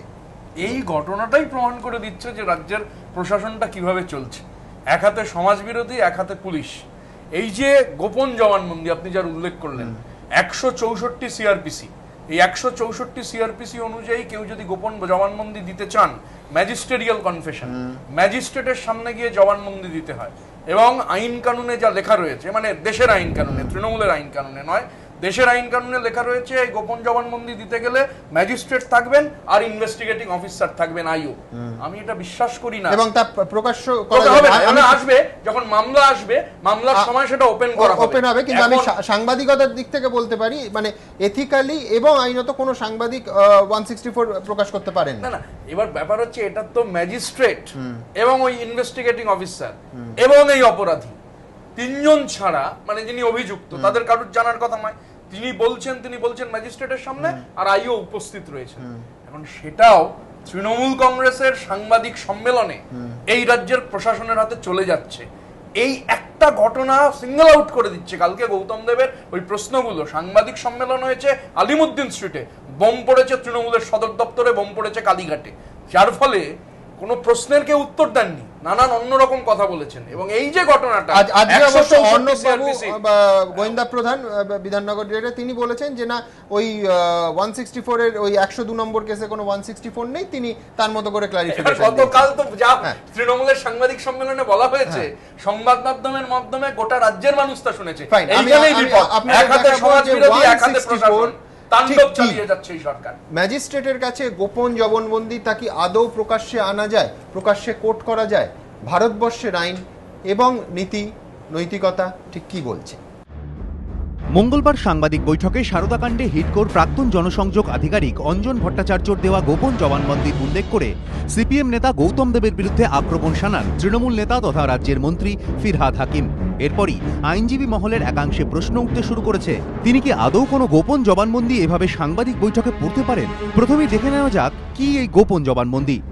ভারতীয় ফৌজদারি কার্যবিধির 164 নম্বর ধারা অনুযায়ী আদালতে ম্যাজিস্ট্রেটের সামনে জবানবন্দি বা গোপন জবানবন্দি দিতে পারেন কোনো সাক্ষী কিংবা অভিযুক্ত। আইনজীবীদের মতে এই গোপন জবানবন্দি শুধুমাত্র ম্যাজিস্ট্রেটের কাছেই থাকতে পারে। এছাড়াও এর প্রতিলিপি পান সংশ্লিষ্ট মামলার তদন্তকারী অফিসার। চার্জশিট পেশের আগে এই মামলার শুনানি চলাকালীন যদি কোনো কারণে এই গোপন জবানবন্দি থেকে কোনো অংশ উল্লেখ করার প্রয়োজন পড়ে, তাহলে শুধুমাত্র ম্যাজিস্ট্রেটের সামনেই তা করতে পারেন তদন্তকারী অফিসার। তাহলে কিভাবে এই গোপন জবানবন্দি সর্বসমক্ষে পাঠ করলেন ফিরহাদ হাকিম? হিডকোর একজন পাবলিক রিলেশন অফিসার ছিল, তিনি ম্যাজিস্ট্রেটের সামনে এই স্টেটমেন্টটা দিয়েছেন। শ্রী গৌতম দেব তিনি প্রথম আমাকে সুদীপ্ত সেনের সাথে আলাপ করিয়ে দেন। আইনজীবীদের একাংশের বক্তব্য, এই কাজ বেআইনি, এর জন্য তার বিরুদ্ধে মামলাও হতে পারে। এটা 164 স্টেটমেন্ট যেটা কোর্টের কাছে সিক্রেটলি অর্নামেন্টালি যারা দেয়, সেটা যখন without leave of the court কেউ বাইরে আনে, that's amount to contempt of court. যে লার্নেড ম্যাজিস্ট্রেট যার কাছে 164 স্টেটমেন্ট দেয়, সে সুমোটো কন্টেম্প ইস্যু করে তাকে জেলে ভরতে পারে, সে মন্ত্রী হোক, প্রেসিডেন্ট হোক, যে হোক না। প্রথমত এটা একটা ডকুমেন্ট, এটা কোর্টের ডকুমেন্ট, কোর্টের ম্যাজিস্ট্রেটের সামনেই 164 স্টেটমেন্ট দিচ্ছে, সেই ডকুমেন্টটা কোর্টের কাছেই থাকবে, সেটা বাইরে যাওয়ার কোনো সম্ভাবনাই নেই। এটা বাইরে যদি যায় তাহলে লোক অন্য কোনো উপায় নিয়েছে, তাহলে সাংবাদিক সঙ্গে বলা যায় না। ওটা এটা ডিপেন্ড করে কোর্টের উপর ডিপেন্ড করে। কোর্ট যদি মনে করে ইনকোয়ারি, ফার্দার ইনকোয়ারি দিতে পারে, ইনকোয়ারি করলে কোনো ইনভেস্টিগেশনে বেরিয়ে যাবে। তাহলে কি যেই বলুন না কেন সেটা তো বলা একদম বেআইনি। দেখুন, এখন আপনি কোর্টের রেকর্ড থেকে দেখে এসছেন, সেটা কোর্টের রেকর্ড চুরি করে দেখেছেন, সেটাতে নিঃসন্দেহে বেআইনি, সেটা কেস হতেই পারে। যে আপনি কোন অধিকারে সেটা দেখে এসে সেটা বলছেন। আইনজীবী মহলের আরেক অংশের মতে ভারতীয় দণ্ডবিধির 166 নম্বর ধারা অনুযায়ী কোনো পাবলিক সার্ভেন্ট যদি আইন ভাঙেন তাহলে তার 1 বছর পর্যন্ত কারাদণ্ড হতে পারে। এইভাবে পাড়ার মোড়ে রকেতে ব্যবহার করা যায় না। এটা গোপন জবানবন্দি কোর্টের রেকর্ডের মধ্যেই থাকবে। এটা প্রিভিলেজ ডকুমেন্ট। সংবিধানের শপথ নিয়ে অসাংবিধানিক কাজ করলেন, এর বিরুদ্ধে আইনত ব্যবস্থা নেওয়া যায়। মন্ত্রী সাংবাদিক বৈঠক করলেন, পড়ে শোনালেন গোপন জবানবন্দি, যা কিনা থাকার কথা ম্যাজিস্ট্রেট কিংবা তদন্তকারী অফিসারের কাছে, আর চার্জশিট পেশের পর তা অভিযুক্ত পক্ষও পেয়ে থাকে। এই পরিস্থিতিতে রাজনৈতিক মহলে আরও প্রশ্ন উঠছে, এই গোপন জবানবন্দি মন্ত্রীর কাছে পৌঁছল কি করে? সৌভিক মজুমদার, এবিপি আনন্দ, কলকাতা। সোহেনবাবু, আমরা আলোচনার একেবারে শেষ পর্বে চলে এসেছি, আপনার কাছে আসবো। এই যে 102 নম্বর কেস, এই কেসে কি আছে দর্শকদের আমরা দেখিয়েছি, কিন্তু এর সঙ্গে আপনার যোগসূত্রতা কোথাও কোনো গোপন জবানবন্দির কথা আজকে কোনো মন্ত্রী বলেননি, কিন্তু আপনার যোগসূত্রটা কোথাও কি আছে? কোনো জেরার ক্ষেত্রে কেউ আপনার নাম বলেছে, এরকম কোনো তথ্য আছে? এমনি 102 নম্বর কেসে কি আছে এটা আমি জানি না, কারণ আমি আপনাদের সংবাদ চ্যানেল দেখার সুযোগ পাইনি। রাত্রে যদি পারি গিয়ে দেখে নেব এটা কি কেস, কি বিষয়ের, তাও আমি বলতে পারবো না। ওখানে লেখাও নেই সারদা রিলেটেড, না কোনো একটা ছিনতাই রিলেটেড, না কোনো একজন সরকারি মন্ত্রী অসভ্যতা করে বেড়াচ্ছেন সেই রিলেটেড, তাও জানি না। এমনি এই দুজন মন্ত্রী দেখলাম, দুজনেই তো অসভ্যতা করলো, এটা চলে না। এই যে পরে যে মন্ত্রী ওই যে 164 বলছে, কখনোই বলতে পারে না। এটা বোঝা যাচ্ছে 164 করাবো সেটাও একটা অ্যারেঞ্জমেন্ট করা হচ্ছে কিনা, বরঞ্চ সেই কোশ্চেনটা উঠে আসছে। বা আগের এক মন্ত্রী আবার পকেটে ভোজালি নিয়ে সব জেনে গেছে, 2টোর সময় সব জেনে গেছে কি হয়েছে ঝুপকালিতে। বারাসাত থেকে ঝুপকালি যেতে লাগে 3 ঘন্টার সময়। ফলে এগুলো অসভ্যতা করছে। আমি জানি না এক্স্যাক্টলি যদি বলেন 102 কি আছে, কিন্তু আমার কোয়েশ্চেনটা একটাই, যাই থাকুক 6 মে 2013 ইনভেস্টিগেশনের জন্য 1 বছর সময় নষ্ট করা হলো কেন? ঠিক ভোটের মুখে হঠাৎ 102 বলে গৌতম দেব, 102 বলে সুজন চক্রবর্তী, মানেটা কি? কারোর 164-এ আছে কিনা আমি জানি না, নিশ্চয়ই নেই, আমার ধারণা নেই।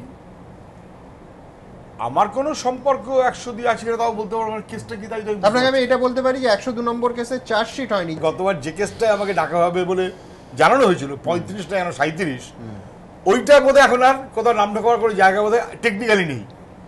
এবার খুঁজে পেতে একটা পাওয়া গেল যে এখনো একটা খোলা মুখ রয়েছে, খোলা মুখ বা জ্বালা মুখ যাই বলে না কেন, 102 একটা জ্বালা মুখ। যাকে যাকে সরকারের অপছন্দ বা যাকে যাকে সরকার ভয় পাচ্ছে, যাকে যাকে না, সরকার ভয় পাচ্ছে মানুষকে ভয় পাচ্ছে বলে সরকার কাউকে জ্বালা মুখের মধ্যে ঢুকিয়ে দেওয়ার চেষ্টা করছে। লেট দেম ডু, ওরা চেষ্টা করুক, অসুবিধা কি আছে? কিন্তু দেশে আইন বলে একটা মিনিমাম বন্দোবস্ত আছে। আমি তো বলছি যে নোটিশ দিয়েছে তার বিরুদ্ধে আমি মামলা করব। একটা কেউ তো সই করেছে, তার বিরুদ্ধে তো আমি মামলা করব। কি গ্রাউন্ডে মামলা করবো? এই কারণে যে মোস্ট আর্জেন্ট বলে 6ই মে 2013 কেসে 29 এপ্রিল সই দেখিয়ে 30 এপ্রিল বাড়িতে পাঠিয়ে এতটাই আর্জেন্ট যে 2 ঘন্টার মধ্যে লটকে দিতে হলো। তাহলে এই আর্জেন্ট কাজটা 1 বছর ধরে করেননি কেন? এত আর্জেন্ট, 1 বছর ধরে আরো আর্জেন্ট কাজ ছিল, আরো আর্জেন্ট ছিল। এই পুরো সারদা কাণ্ডটাকে চাপা দেওয়ার ব্যাপার ছিল, সমস্তটা চাপা দেওয়ার ব্যাপার। আজকে সত্যি কথা, ইডি যদি না আসতো, ইডি ফেব্রুয়ারি মাসে হাইকোর্টে গিয়ে বলেছিল আমাদের সহায়তা করছে না। অনেকে বলছে ইডি নাকি এখন ইলেকশনের আগে এসছে। আসল তথ্য হচ্ছে হাইকোর্টে যখন ফেব্রুয়ারি মাসে বলে, তখন হাইকোর্ট, মহামান্য হাইকোর্ট কিন্তু সিটকে বলেছিল এসব কি হচ্ছে, উইল নট অ্যালাউ দিস, যে তোমরা সহায়তা করো, তাতেও করেনি।